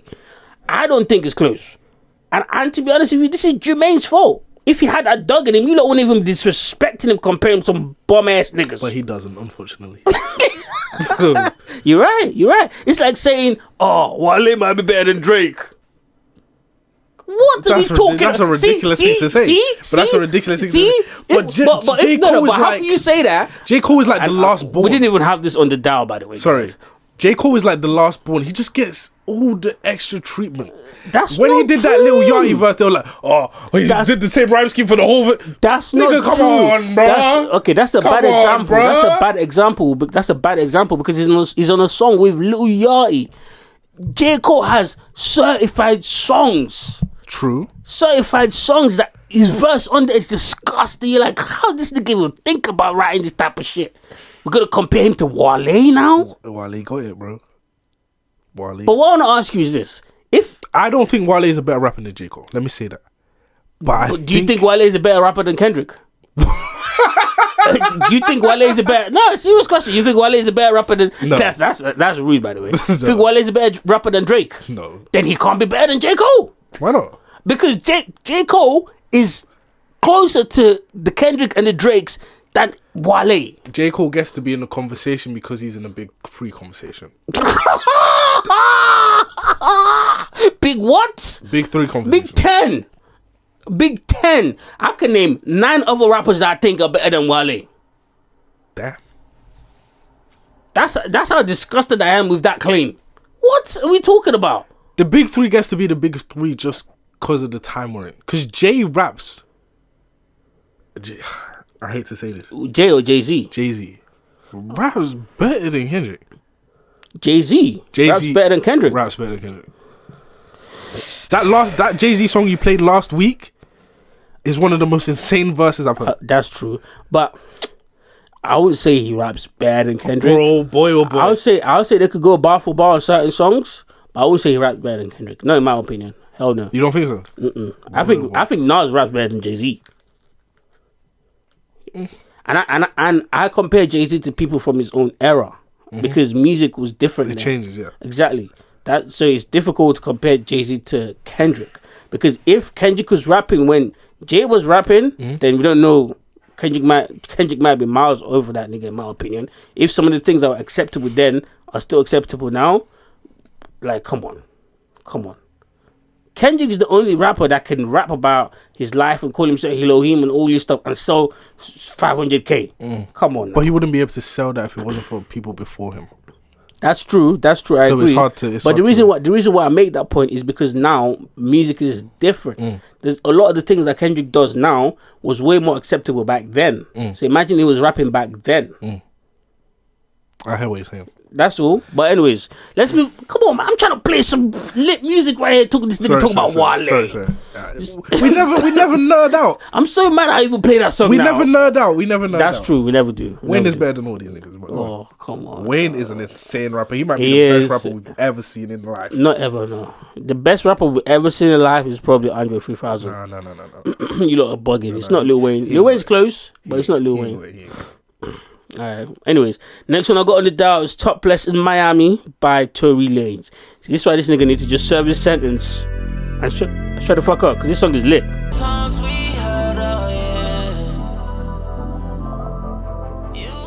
That one right there was Topless in Miami by Tory Lanez, man.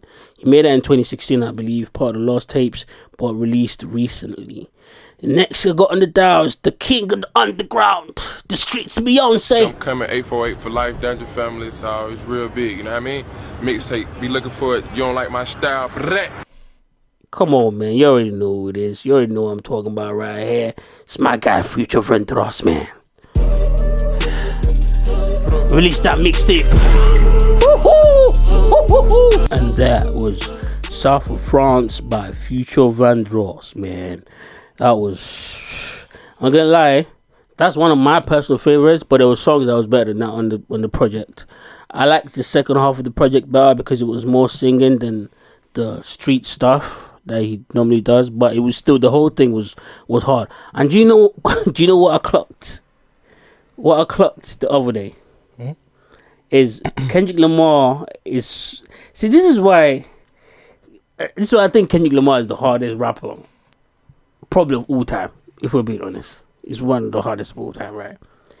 You know, when he said that bar in, I think it was Euphoria. Let me play the song so that you don't think I'm tripping or sucking dick or nothing.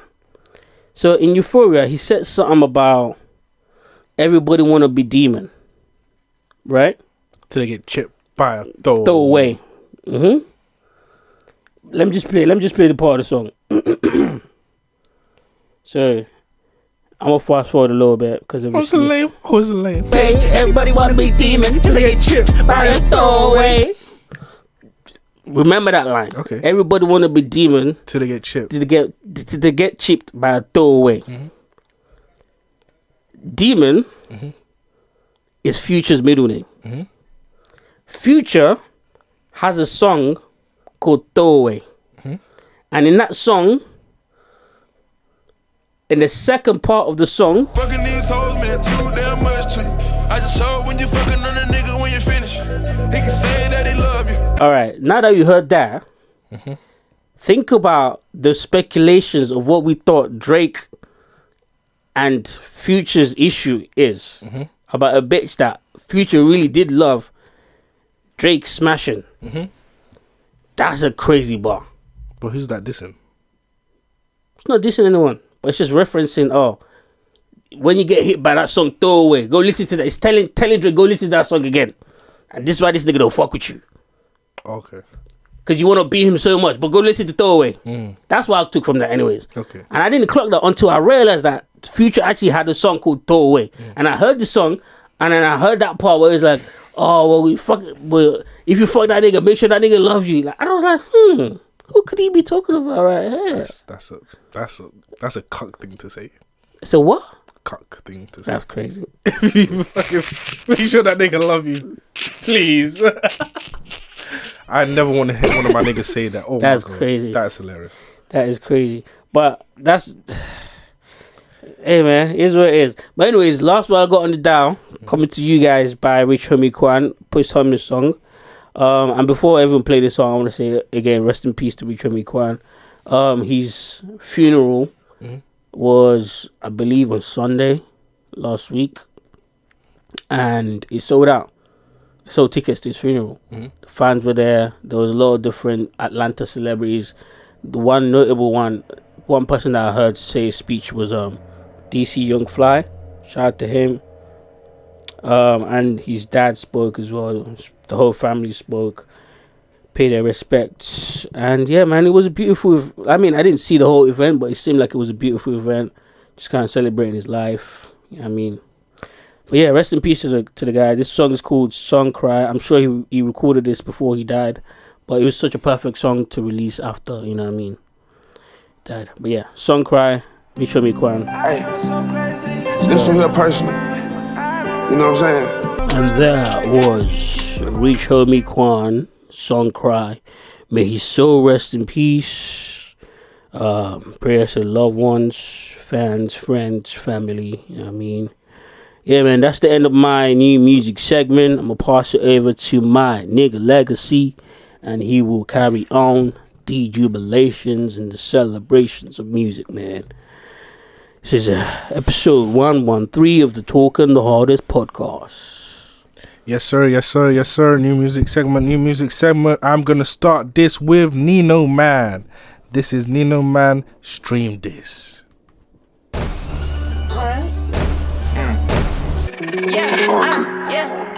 Way too much blood, sweat, and tears for a nigga. Next one I got for you, the gal is back. The Latino baddie. Umbrella for life. It's Melly with a little bit. Alright, Melly, you go off. Oh, I forgot to play one song. And that is Melly, just a little bit. Yeah, shout out Melly, man. Glad to hear that she's back. Next is the one, the only, Big Glow with Hold On. Yeah, that song was hard, fam. Oh. No, she gets me hyped. Yeah, she gets me so hyped. She's got the hype song down. Shout out to Glow. Shout out to Big Glow. Next one I got for you is Shot Me by Upstate, Eric Childs, and Jada Kiss. We rode on horses made of sticks. He wore black and I wore white. Shout out to Eric Charles, man. That's kind of crazy. Yes. I'm going to end it on a slow note. This is Wait For You by Tom Walker and Zoe Weiss.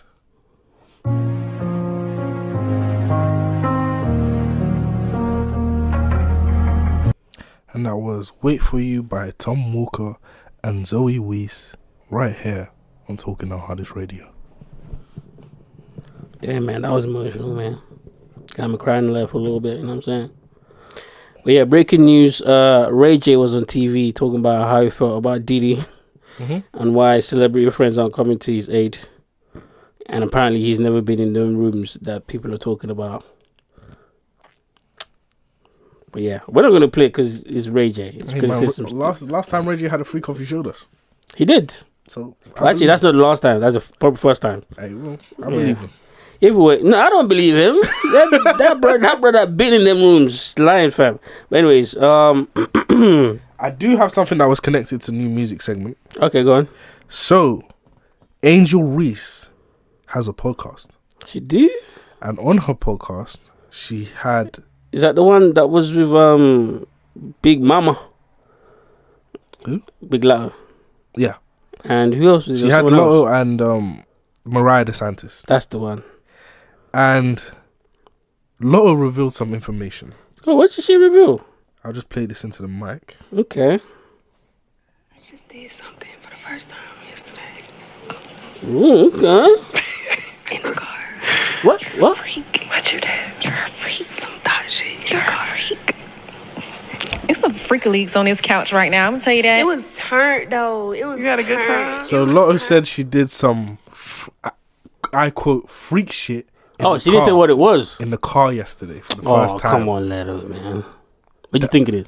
That's not the juice. Oh. The juice is Future releases out his tape.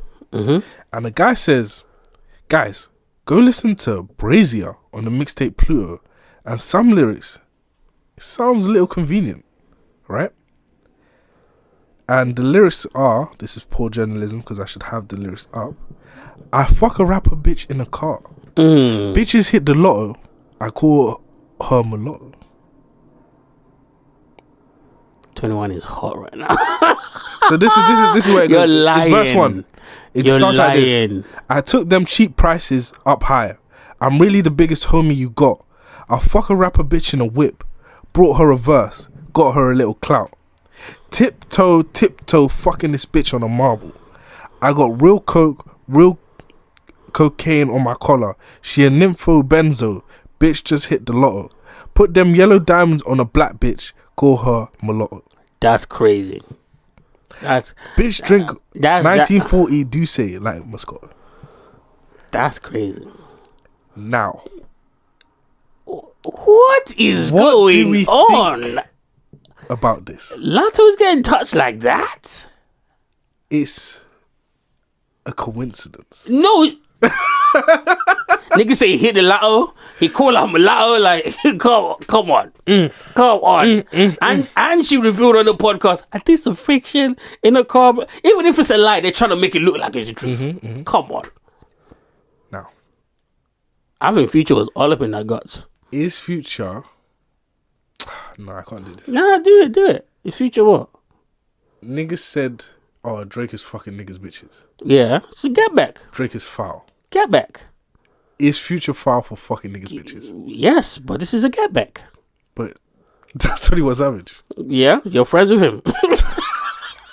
That's your man's. I see where this is going. That's your man's. If I could get her sister, which is the one that you're fucking, and Drake probably don't give a fuck about her. You know, it's 21 Savage. They're supposed to be in a relationship, right? That's why. That's crazy. Hey man, Twitter detective, it wasn't me. Crazy. It wasn't me. It was the Twitter detective. I'm just reporting what I saw for the audience. Wild. You decide. What do you think she did in that car? I don't know. She'll probably get flipped. Nah, more than one? Think more than one? What Future who?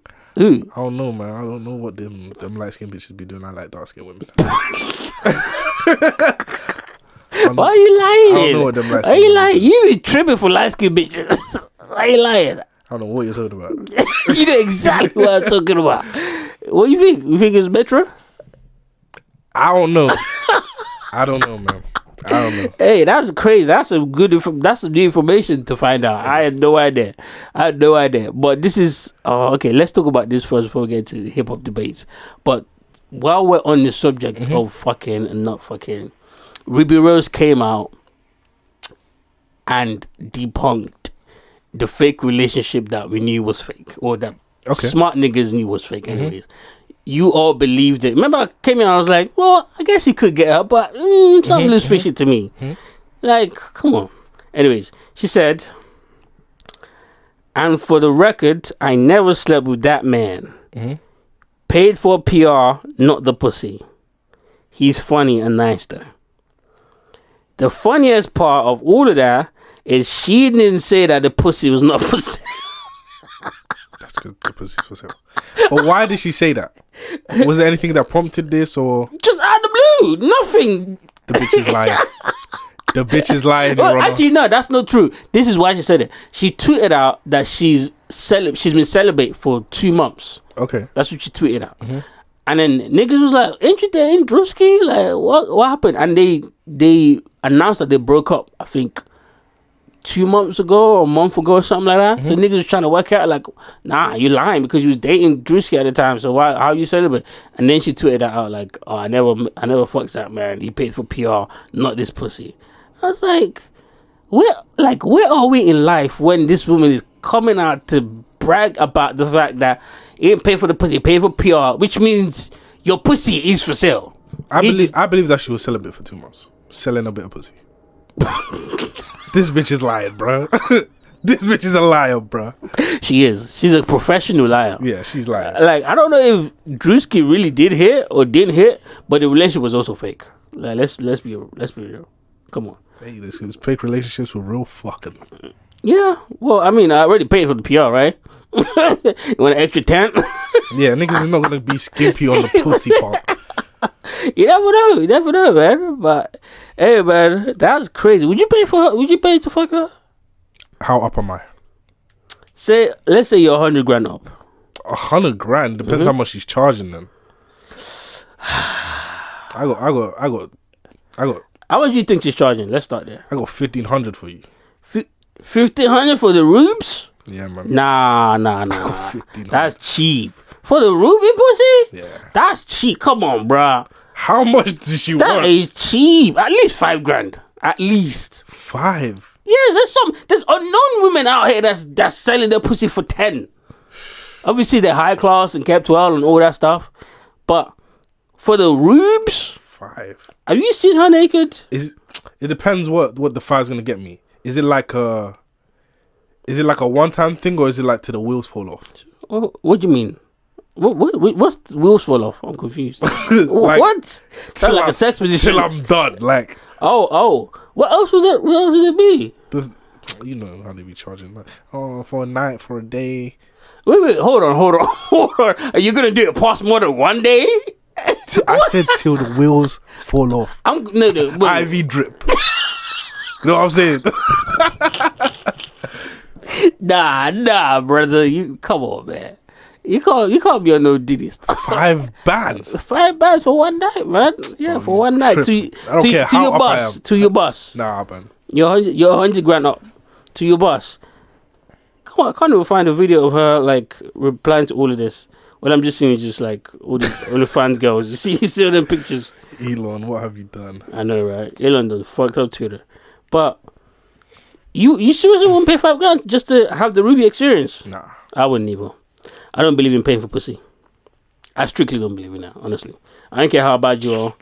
And I think girls that be paying for pussy, girls that be selling pussy, have chlamydia. You gotta have something.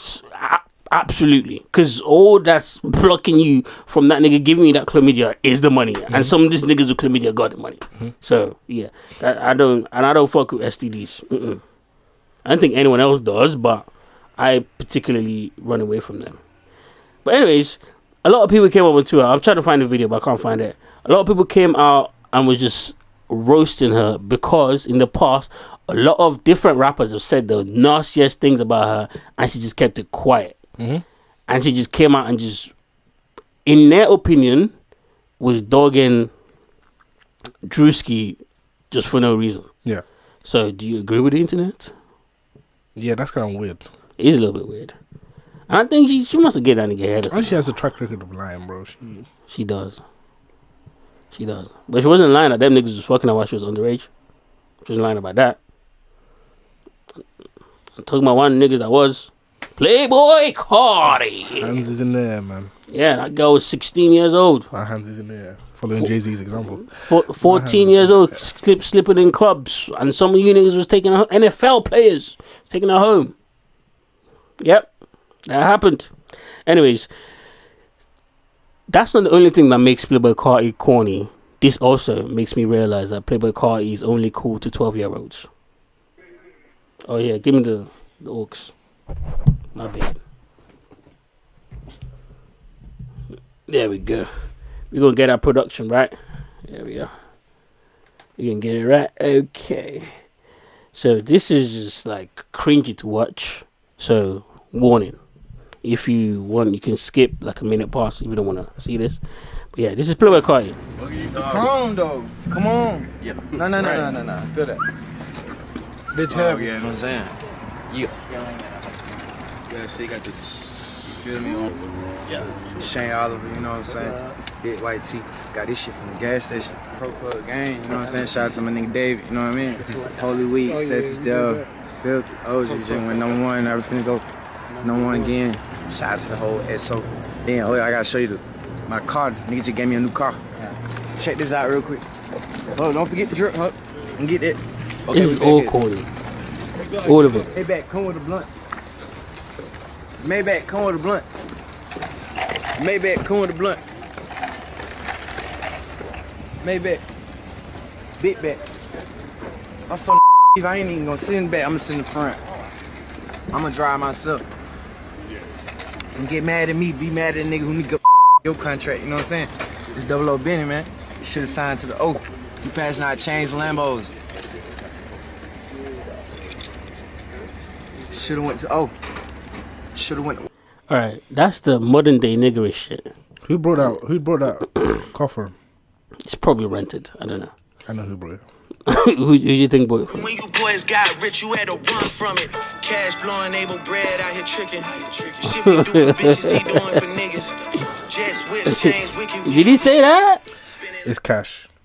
Cash extra. That's what he said. Yeah. Wait, hold on. I saw a different tweet that said it as well. I think he did say that actually. Hold on. Oh, don't forget the drip, huh? No, before that. So, damn, oh, yeah, I gotta show you my I car. think you just missed Nigga it. gave me a new car. Check this out real quick. No, he said the name. Oh, yeah, I gotta show you No, before. my car. Nigga just gave me a new car. Shout out to the whole XO. Damn, oh, yeah, I gotta show you my car. Nigga just gave me a new car. Nigga just gave me a new car. Cash out here blowing able bread out here tricking. That's crazy. Shit we do for niggas, he doing for women. Shit we do for bitches, he doing for niggas. But hey, maybe that's his bitch. Nigga got his old hands painted and all that. Maybe blowing that Playboy. It's a whole new meaning for Playboy. Chains, whip, chains, wicked. Hey, maybe he's blowing. Maybe whips and chains was a double entendre. But when them niggas did the BDSM, you never know. You never know. That's crazy. Giving it whips and chains. That's wild. That's crazy. But this whole video is just corny. I was just watching that. I was like, this is so cringy. Mm-hmm. Only 12-year-olds find this cool. Oh my god! And I look in the comment and someone's like, I got a boner. I was like, you're clearly just 13 and gay. Finding out your sexuality, are you mate? That's crazy. That's crazy. Abel's manager boy. Fair enough. Anyways, so now this is a real hip hop conversation now. Listen to this. I don't even remember. Yeah, I think he said it was a throwaway. Bro, it's insane the amount of records that are given away. I would say something, but I don't know if this public knowledge. There we go again. There we go. But there's a record that Kendrick Lamar. Confirm nor deny. There's a record that Kendrick Lamar and Duckworth is. I'll let the internet run wild with it. There's a record that Kendrick Lamar and Duckworth. It was his record, and he gave it away to somebody else, and it was still on the record. It's crazy. So what record? The record that they put out? The record came out, and it was a hit, right? It was a hit. But did it credit Mr. K. Duckworth? I don't know. And we see N. Jones is on the Will Smith. Is credited, right? On which one? Get jiggy with it. Nas got his credit on there. Yeah. It's not a complete Ghost Rider secret. It's there with the N. Jones. There's also a record. Yeah. But anyway, how about a clue? Can you give us a clue? No. No. Interesting. Listen. This is next episode. So the only song they ever really did together was Poetic Justice, right? No. Fucking Problems, Poetic Justice, The Interlude. Let me explain real quick. So the next episode of the podcast, Elliot is still trying to figure out what the record is, and this is what it. Yeah, this is it. Say that again. What song? Fucking Problem. The only song they ever really did together was Poetic Justice, right? No. Fucking Problems, Poetic Justice, The Interlude. Say that again. What song? Fucking Problems? Mm-hmm. You like... With who on it? A$AP Rocky. And who? 2 Chainz. And who? Kendrick Lamar. And Drake. It's a rap quiz? So no, just go back to the previous episode. Continue, go ahead. So you know... No. He's indirect. DJ Head is indirectly insinuating that Kendrick wrote Fucking Problems. And you've come on here and lied. I lied, or yes. The nigga named DJ Head is like... Alright, let's not focus on his name, because that's crazy. One nigga is called Tom. Okay.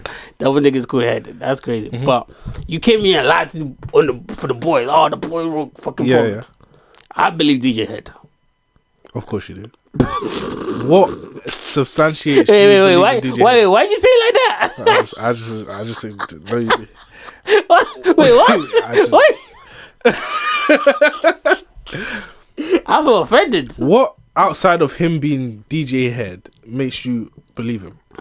Because he's probably got more information than you. Okay. Because yours is speculation, so it's not like you lied. Then I can't stop you. Yeah. But when I said it, it's been said ages ago. By who though? Where's your sources? Interviews. I've been following hip hop for a long time. And Drake said he wrote it. And I also said that if you listen to Fucking Problems and you listen to something like Worst Behavior, you can see that it's likely that they were written within the same time frame. Yeah. So at least I gave something substantial as to why I said what I said. Fair enough. But I believe DJ Head probably has better sources than you just watching from the interview. Okay. Unless you can pull out the interview that he watched it on, then we can have this conversation a bit further. We can but for right now, K-Dot wrote it. Okay, we can. Right now, K-Dot wrote it. Yeah, shout out to DJ Head. No, but do shout out to DJ Head though. No. Giving us exclusive. What else do we have on the dial? Punch said a story about Diddy versus J. Cole, but we're not gonna play that. We're running out of time. Who wrote Fucking Problems? Cardi B was defending Tyler against Joe Budden. I couldn't believe it. You know that Joe Budden thing I got mad at, and then I realized that he'd be saying stuff like that just to get people reaction. Then I kind of felt stupid about getting mad at it because he can't believe that, or maybe he does. He does. Who the fuck knows? Quickly speak, because we were on Drake and Kendrick. Yeah, go on. I come on this podcast and I say shit. And niggas think I say shit because I'm biased. I'm saying shit because I see shit, I put 2 and 2 together, and it makes sense to me. All right. DJ Academics just confirmed at least that he was talking the Beyonce thing. He was talking to Drake, and Drake said, I wrote Heated for Beyonce 5 years ago. And then 5 years later, I happened to make a house album, or I happened to be working on house music. Ain't no happen nothing. In the same video, DJ Academics confirmed that Drake dropped that house album a month before Beyonce dropped his. So that's why I still believe that if Jay-Z was mad about that, he has every right to. But he didn't work on the house album, so he was saying that I didn't even know she was releasing the house album, because he didn't work on the house album. He only made the Heated song. Oh, fair enough. So no, but according to the DJ Academics DMs, apparently he worked on it 5 years ago. No, he made the song. He wrote the song for Beyonce. They asked him to make a song for Beyonce, so he made Heated. But he didn't make a house. He didn't work on a house album. So what Joe? So what Joe was saying that he worked on the Beyonce house album, and then went behind their back to quickly make his own and release 5 months before. That's not what I remember Academics saying about the house situation. Yeah, he said he made Heated for Beyonce 5 years ago. He never worked on the house album. This is what I understood from the live, that because I saw the clip. I don't have it bookmarked, so I can't put it up now. But I understood him saying, because he was talking to, he said, are we talking about the same clip where he said he's talking to Drake in the DMs? Okay. He said that Drake told him that he worked in the album 5 years ago, and she kept the album for 5 years and never released it. And he just released that album, and she just happened to be releasing the album same year. That's what it sounded like he was saying. No, he said the song Heated. Fair enough. Maybe I heard it wrong then. But either way, it really doesn't even matter. Like, I really don't care. I don't care about it like that. Because these niggas aren't friends, even if they pretend to be friends. Do you know what I'm saying? So I really don't care. All I'm saying is the whole Beyonce and Drake is doing this to the Carters bullshit. It might not be bullshit. Drake is a petty nigga. It might not be. But we would never know. We'd never know. But Academics is also blowing up the spot, dry snitching. Listen to this guy. Like, these guys, if you know anything about like some of the underlings of like some of the industry parties, and I don't even go out and I know some of this stuff, these guys basically go to Miami, set up shop, have 59 private parties where they invite 400 girls, and it's like 50 of them and their guys, and they fuck all the girls. You get what I mean? It's almost like the OVO FBG freak off, right? You know what I'm saying? The feds are pulling this up. During the OVO case, they're pulling Academics. Academics is one of them niggas that think they're riding for you, but they just snitch. Now I understand why Drake don't be talking to him all the time. Why would you say that? On Vlad TV. Don't say freak off in any context. On Vlad TV. If I'm Drake, I'm mad that he's saying this about me, and he said FBG as well, which is Future's thing. That's crazy. I couldn't believe the clip when I saw it. The BET Hip Hop Awards is happening. Okay. And Kendrick Lamar's got nominated for 10 different awards. But guess how much? Meg Thee Stallion is nominated for How many? 16. Oh. This is the Rock Nation Awards. Wait, so what awards is Kendrick nominated for? Hip Hop Artist of the Year. I believe he's going to win that. Song of the Year, Not Like Us. He might win now, but we yet to see. Hip Hop, Best Hip Hop Video, Not Like Us as well. He might win that also. Best Collaboration, Like That. I don't know if they're going to win that, but it's nominated. Yeah, I know. They're setting this up, bro. Listen, keep listening. Best Live Performer, Lyricist of the Year. We're going to get back to that Lyricist of the Year. We're going to get back to the Lyricist of the Year in a minute. Listen. Video Director of the Year for the Like That video. I mean, Not Like Us video, of course. Hustler of the Year. I didn't even know they had that guy. Hustler of the Year! I didn't even know they had that category, but wait. Listen. Sweat 16, which is the best featured verse. They already gave him best collaboration for the Like That song again. Impact Track of the Year. Not Like Us. Oh my Fam, they're about to milk this Drake shit. And I fuck with Kendrick. That's not even the impact track of the year from Kendrick. Probably not. Which one would you say the impact track of the year? It's either Meet the Grahams or Euphoria. Euphoria, yeah, I know, but they want it to be the Not Like Us. So they can play it. Alright. So now, the Lyricist of the Year category, guess who else is nominated in that category? Who? Lil Wayne. Okay. Nicki Minaj. Okay. For Lyricist of the Year. Okay. And yes, you get it right. Drizzy Drake. You're lying. I swear to God. No. You're fucking telling a lie. The whole Young Money. The whole Young Money. Hold on. And Kendrick. So there's 4 nominees. Yes, and Kendrick. I think there's other people, but I would like to bow out of hip hop. They're in there. BET themselves. I would like. No. Out. I'm dead serious. I would like to bow out of all hip hop conversations. It's too late, brother. Please. It's too late, brother. I no longer want to participate in this culture. I'm dead serious. That's fucking insane. It's too late. Guess who I think? Serious. Guess who I think is gonna win? Wayne, of course.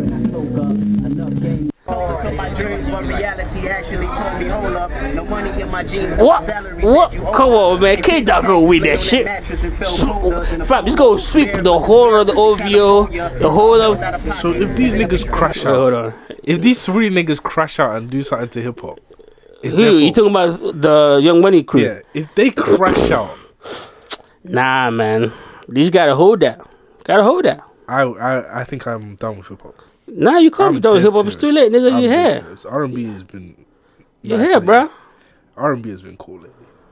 For real. Yeah, I might. Funk has been piquing my interest for a while. I've been listening to a lot of old music, anyways. Yeah, man, but you can't. Come on, man. You can't be that mad. Insane. You can't be that mad because. Do you know why you can't be that mad? Because there was an era where Young Money was really all that. Eminem released this year. Yeah, I know. This is fucking insane. But I won't give Eminem the Lyricist of the Year. I don't care. You should be, at least put him in a category. That's true. But I'm trying to look for the tweet that they tweeted out. But they definitely tweeted out the Lyricist of the Year thing. But they wanted to do that to get discourse going about. Yeah, I'm good, man. Of course, you know what I mean. I hate blacks. I'm serious. What is wrong? You can't say that. You can't say that. You can't say that. Getting dumb. You can't say that. Hold on, I'm gonna find it. I will find it. So you believe me? You think I'm? Come on, man. I should have bookmarked it. And to be fair, I did bookmark it, but I didn't put it on there because I thought you were just gonna believe me. Why would I even want to lie about that? Okay, it should be here somewhere. Oh no, that's a nominee still. It should be here somewhere. It should be here. Listen, the Kendrick fans that are ready, I know you niggas are ready to comment. Of course. I don't want to hear it. You niggas, we will be there. You niggas win. You got it. We will be there. I can't man. wait for the next 10 years. We will be there. And I'm wrong. I've been wrong. I'm a failure. Everything I've ever thought has been incorrect. Okay. Everything I've ever said on this podcast sucks. Alright. And from now on, I'm endorsing Kendrick. There we go. I found it. I'm endorsing Kendrick no matter what he does. Okay? Find it. Look. You've got some serious bars this year. Lyricist of the Year nominees have dropped, and the field is stacked. Guess who's the most lethal punchlines, slick rhymes, and flow secure the title? and you got Lil Wayne rather, Kendrick Lamar. Just in case you still don't believe me, that's Kendrick Lamar. Put it up for you, Nicki Minaj and Drake. That's good. Shout out to BET, man. Shout out to black people. What a wonderful group of people. There's more people though. There's more people that got lyricists of the year. It's not just those three, but shout out to black people. Meg Thee Stallion got lyricists of the year. What a phenomenal group of people. Meg Thee Stallion was nominated for lyricists of the year. What a culture. Wow, man. Cardi, bro, I agree with everything you've just shown me. 21 Savage, okay, maybe 21 Savage, yeah, a little bit. Common, okay, cool, fair. Common? He released the album this year. He did, and it was lyrical. It was lyrical. I agree with everything. It was lyrical. That Wait, hold BET on. stands for. Hold on. I support the black community so much. Wait, hold on. You don't think it really warms my heart, man. You don't think Common should have been nominated for lyricist of the year? Have you heard the album that he dropped? Lyricism make money. I've been rapping like Common since. I know, but it doesn't. But he's still the lyricist of the year. Hey, man.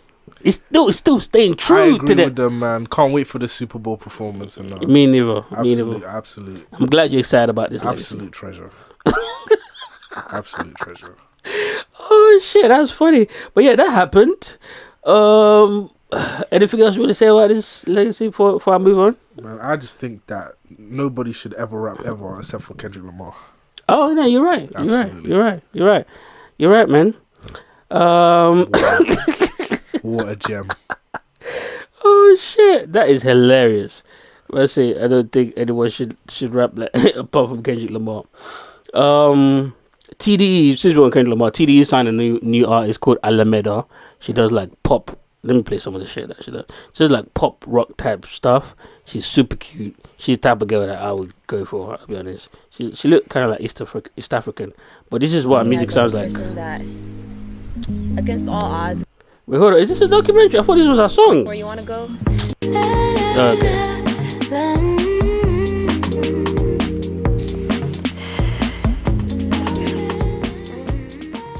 Okay, that didn't really show. Yeah, she's going to be in artist development for the next 12. Yeah, of course. But the reason why I highlight this is it's kind of funny how everyone in the music industry is losing their job. All the labels are for them. But TDEs, I didn't want to. Yeah, man. Some people are favorites. man. Some people are favorites. It is what it is. And I think that has a lot to do with the whole beef that's happening between Kendrick Lamar and Drake. We can see it happening in real time, and it's just kind of funny that it's, how it's shaping up. Let's put it that way. But I still believe in my theory that Lucian Grange did not like what that nigga said on that one song, that one time, and now he's out to destroy him. And it's already begun. Rather. That hip hop BT Awards, Kendrick gonna win all them awards. Apart from maybe one that I saw that I can't remember which category that was. But it's going to win Hustler of the Year. It's going to win Music Video of the Year. They made up categories for this nigga so he can have all the BET Awards in his hand like this. So it can be like this. And Drake not going to show up. And you know what's fucking itching my skin? What? That fucking Hustler of the Year award. Yeah. Is gonna be in loving memory of Nipsey. Probably. I'm gonna break my TV screen. But why? What, you like Nipsey? Hustler of the Year. But he was the Hustler of the Year. Milking it. But he was the Hustler of the Year. Why you hating? It's cool, man. Why you hope he was hating, dude? I no longer associate myself with any hip hop act. That's good. That's what I like to hear. That's what I like to hear. I talk about hip hop. Talk about hip hop acts. I just want to read this freshman class list real quick because either I'm getting old or this nigga's name getting ridiculous. First on the Shade, that's not that bad. Rule Young Phil, okay, it's okay. Xavier So Based, weird. Brennan Jones, that's a name, so okay, that's cool. Net Spend, what the fuck is Net Spend? Where's gross spent? Where's taxes? Sure. Niggas should be worried about that advance. Facts. Next spend. Fresh boy swag. Okay. That's racist. That's How's racist. that racist? I just know that's a manufactured nigga. Fresh Oh, yeah, of boy course. swag. Swag, yeah. Nigga put that in a word randomizer. A nigga randomizer. But with a PH instead of F. Oh. Oh, he freaked it with that one. 2 Hollis. Laker. Dope Smoke 2016. Nigga randomizer. 2016, that's a username. Nigga gave him a username. That's his rap name. Nokia Angel. Okay. That's a woman, of course. But that's crazy. And Homicide Benno. That one's part of the Playboy Carti. That's a homosexual boy. I can't see how many glasses. This homosexual rigmarole. Oh, this homosexual rigmarole. That's crazy. But yeah, that's the XXL freshman list. Honestly, I don't know why they still do this shit. That's okay, yeah. Like, because before, you knew some of the people that was going to be on there. Now, I just read the whole list of unknown niggas. I never seen none of these niggas. No freestyle. Nigga was called Fresh Boy Swag. No viral song. Nothing. Nothing. But they were the fresh... That's crazy. Anyways. And in other news, this was Summer Walker playing with Tiana Taylor's daughter. And just to give you a context, Tiana Taylor's daughter is on a quad bike made for kids. Yeah. Right? And Summer Walker is behind her. And, yeah, listen. Here we go. Oh, this is too much weight. Kids will humble your ass. And I agree with you, little mama. See, when you go to the doctors, to Dr. Miami, and you went about your ass, boy, your nose, it weighs a little extra. So, I mean, she's right. Oh, this There's is too much weight. Way too much. That's like when Lizzo got on the golf cart. I almost flipped. Bro, somebody said, I don't know who it was. Who? White women are so rude. White women are... They perfected the art of being ambiguously rude. She said, who could it possibly be? Look at Lizzo dead in her face. Oh, shit. That is hilarious. And the funniest part of all of that video, because I saw the video, is there was people sitting at the front of the golf cart. Bruh. And there was a whole security guard. That thing was huge. If there wasn't people sitting at that shit would have flipped It would her. have been gone. That's crazy. But yeah, Summer Walker, yeah, I mean, kids will tell you, you know, what you need to hear. Oh, that's too much weight. Like, oh, that's why they should go slow. That's crazy. And I used to love Summer Walker when she had a natural body, but you know, I want to be misogynistic and say I hate the surgery. I'm sorry, it's not the same appeal to me. Right, so what else do we have on the dial that we just gotta click off? The Emmys. So last week I reported about Shogun winning 13 Emmys or 14. What was it? I was wrong. They won 18. 18? 18, yeah, they won 18. And also as well, I was wrong about The Bear. They won like 11 or some shit. Like Yeah, that I already as saw well. the ad. They already pushed out the ad to it. Yeah, they won all of them. All of them won apart from the black girl. But she won last year, so, and no one else won. Oh, so, for season 2? Yeah. Okay. Yeah, so I mean, people were on Twitter go, oh, why did they all win? But the black girl wasn't one. It was like, I mean, they gave her one last year. Actually, so. there's no way she was going to win something this year with Shogun. Yeah, with Shogun, yeah, exactly. Because she would have won Best Actor or something. Exactly. And Shogun had that pack. But these are the ones that I didn't mention last week rather. Best Guest Actor in a Drama, Nestor Cabanel, which is Anjin. Best Lead Actor, Hiroyuki Sadana. Why is he a guest? That's a good point, actually. I didn't even think about that.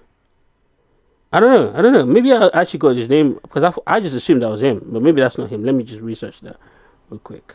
It's bad journalistic because he's not a guest, isn't it? He's pretty much a lead. Unless they're talking about period-wise.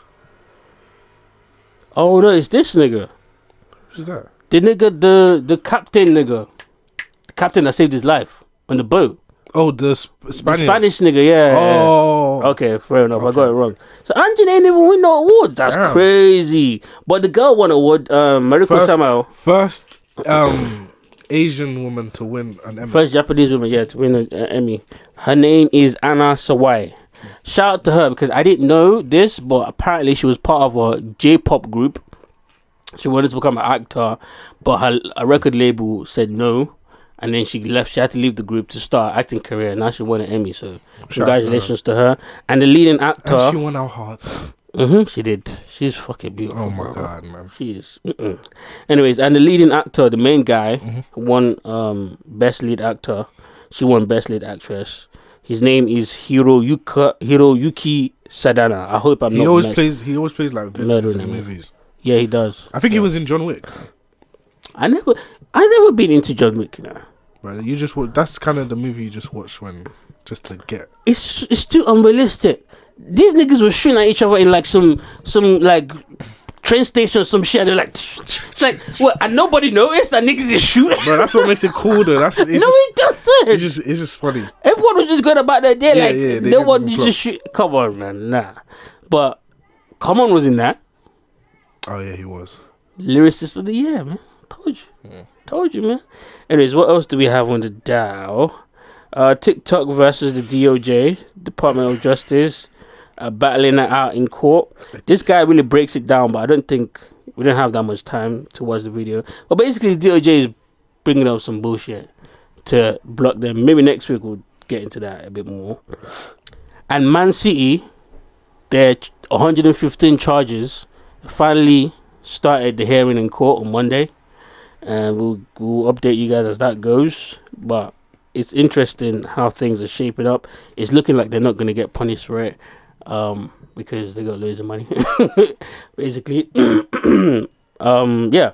And I think that Charlemagne was pimped out by Wendy Williams. And this is the reason why. Why is a grown-ass man sitting on her lap like that? I ain't gonna hold you. Wendy Williams back in the day. She was. What's the sexual accident that we Wendy did? She was pegging niggas. I was gonna say that. She was never pegging this nigga. Look at his face. He doesn't want to be on her lap. She was kind of bad back in the day, though. Yeah, in a transsexual type of way, I guess. Nah. What is wrong with you niggas? That is not bad. No, Wendy Williams back in the day was bad. Before this? Yeah. Okay, fair enough. I guess I could kind of sort of see that. Look, Charlemagne look like a bitch. What is going on in this picture?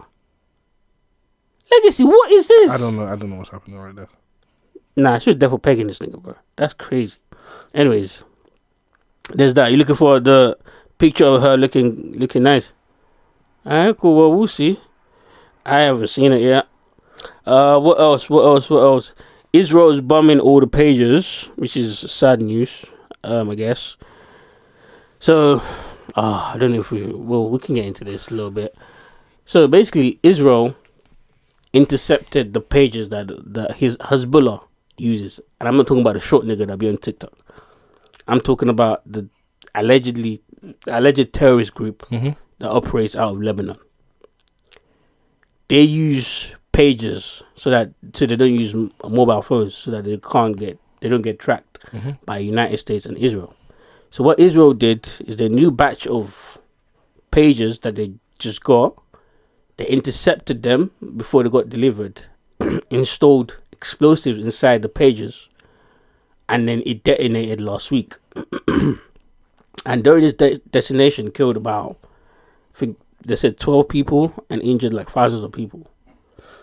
And this included kids and women and all this type of stuff, because it wasn't just the guys that were part of the organization that had these pages, because they didn't know that it was dangerous, obviously.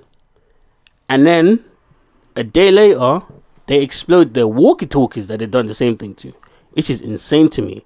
Allegedly, they did it with this chemical called PETD. It has a whole scientific name that I cannot memorize. It's like some shit like that. Anyways, and what else?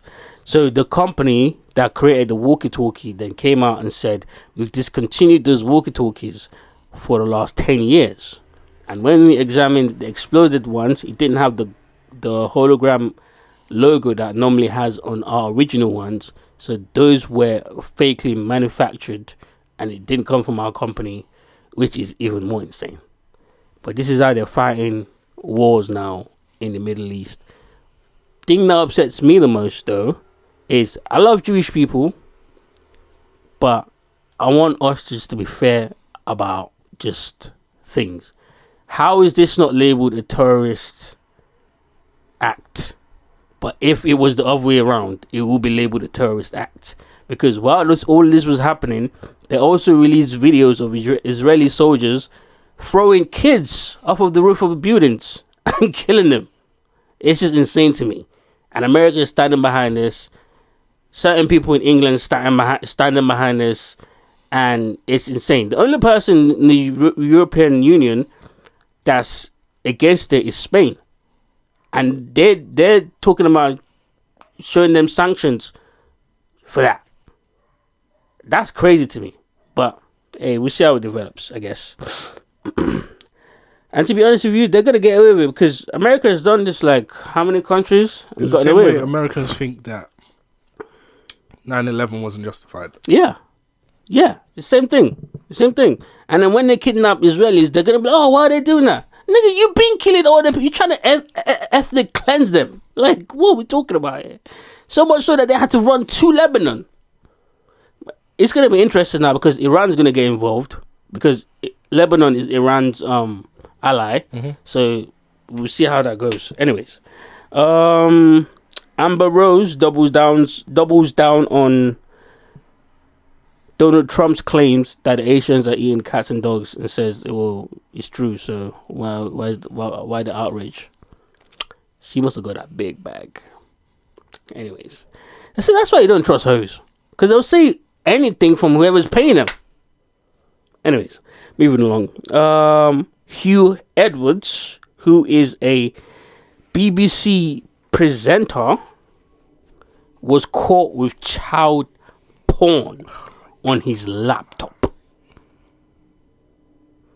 And guess how much he got in jail? How long? 6 months. 6 months in jail. 2 months suspension from his job, which means he's still got his job. He just needs to stay away for 2 years. 2 years suspension. And then people were outraged because just a week ago, they sentenced 2 boys that was hosting servers for pirated movies and music to 10 years in jail. The same court sentenced this pedophile nigga to 6 months. That's crazy to me. That should tell you what they really do care about, if we're being honest. Anyways, and I think this is the last thing. With that said, 22andMe, which is like a DNA, isn't it 21andMe? There's 23 and me. I know, we both of us can't count. Jesus Christ. 22, 24, 25 of me, man.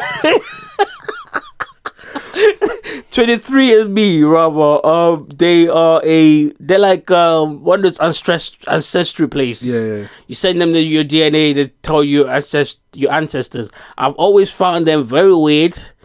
And I've always been one of those conspiracy theorists like, I'm going to give you my DNA. Yeah. So it was reported that everyone on their board of directors, apart from one person, steps down. You know, DNA is in the dark web right now. They're creating clones of you right as we speak. As we speak right now. So we don't have any more information about that, but that's a bit weird when everyone from the board steps down apart from one nigga. Like, it's a little bit weird, but there's that, and I think that's it, man. That's it.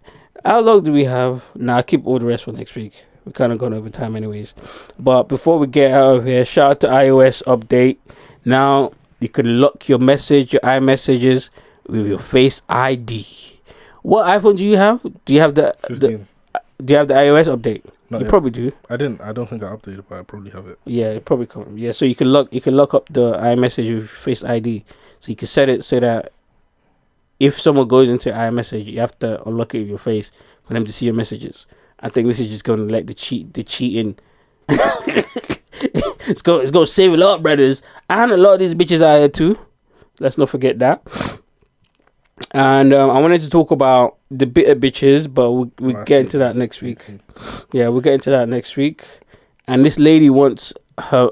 Listen to this. We're not going to have this conversation, but we'll have it next week. This lady is divorcing this man, but she wants him to carry on paying child support. Which, at first, you're like, okay, cool, that's his child. Until you find out it's not his child. Is this America? Yeah, of course. America sucks. Because if you sign the birth certificate... She had the baby before they were dating. Oh... He was just taking care of the baby while they're dating, and now while they were married, she's crazy. Yeah. She was deluded. Absolutely not.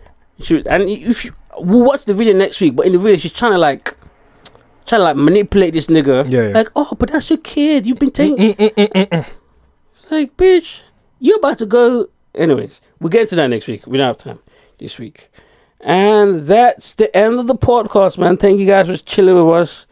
It's long. Do I have the aux? Yeah, I do have the aux. And I just want to say, make sure you like, share, subscribe. You know what I mean? We've given you a lot of amazing episode. Well, I feel like it anyways. You know what I'm saying? So make sure you show your appreciation by subscribing, commenting down there in the comment section. Let us know what part you like, what part you didn't like. Shout out to my guy E-Bands as well for keep doing the, you know what I mean? Keep doing the timestamp and that. It's my nigga right there. And to the nigga in the comments that said, "Who the fuck are y'all, nigga? Who the fuck is you, nigga? Bitch? You know? Who the fuck is you?" Someone else commented on there saying, "Was that you?" That was me. Yeah. Fuck that nigga. Who the fuck is you? Who the fuck is that nigga, bro? What the fuck, bitch ass nigga? Probably some American nigga, probably from New Orleans. But anyways, I'm gonna end this podcast like this, man. All the listeners, new listeners, old listeners, young listeners, old listeners. You've got your family and they need you there. They need you. So you have to. I understand. She real. She's side bitch of the year. A few stolen moments is all that we share. You got your fast on your list. We really don't got bitches like that no more in life, man. Women, y'all need to learn from Whitney. You know what I'm saying? Because that's some real shit right there. But that saxophone player was feeling every he word was she was saying, bro. She was probably singing about him. Who knows? He was blowing that trumpet like he knew what was coming. Hey, that was crazy. Oh man, that was crazy. Shout out to Whitney, man. Shout out to Whitney. Yeah, you go, girl. You saved the love for the man that don't love you, man. You know what I mean? Bitches need to do more of that. Anyways, with that said, Black English and legacy. Hereby closes Social Affairs. Bye bye. Nigga.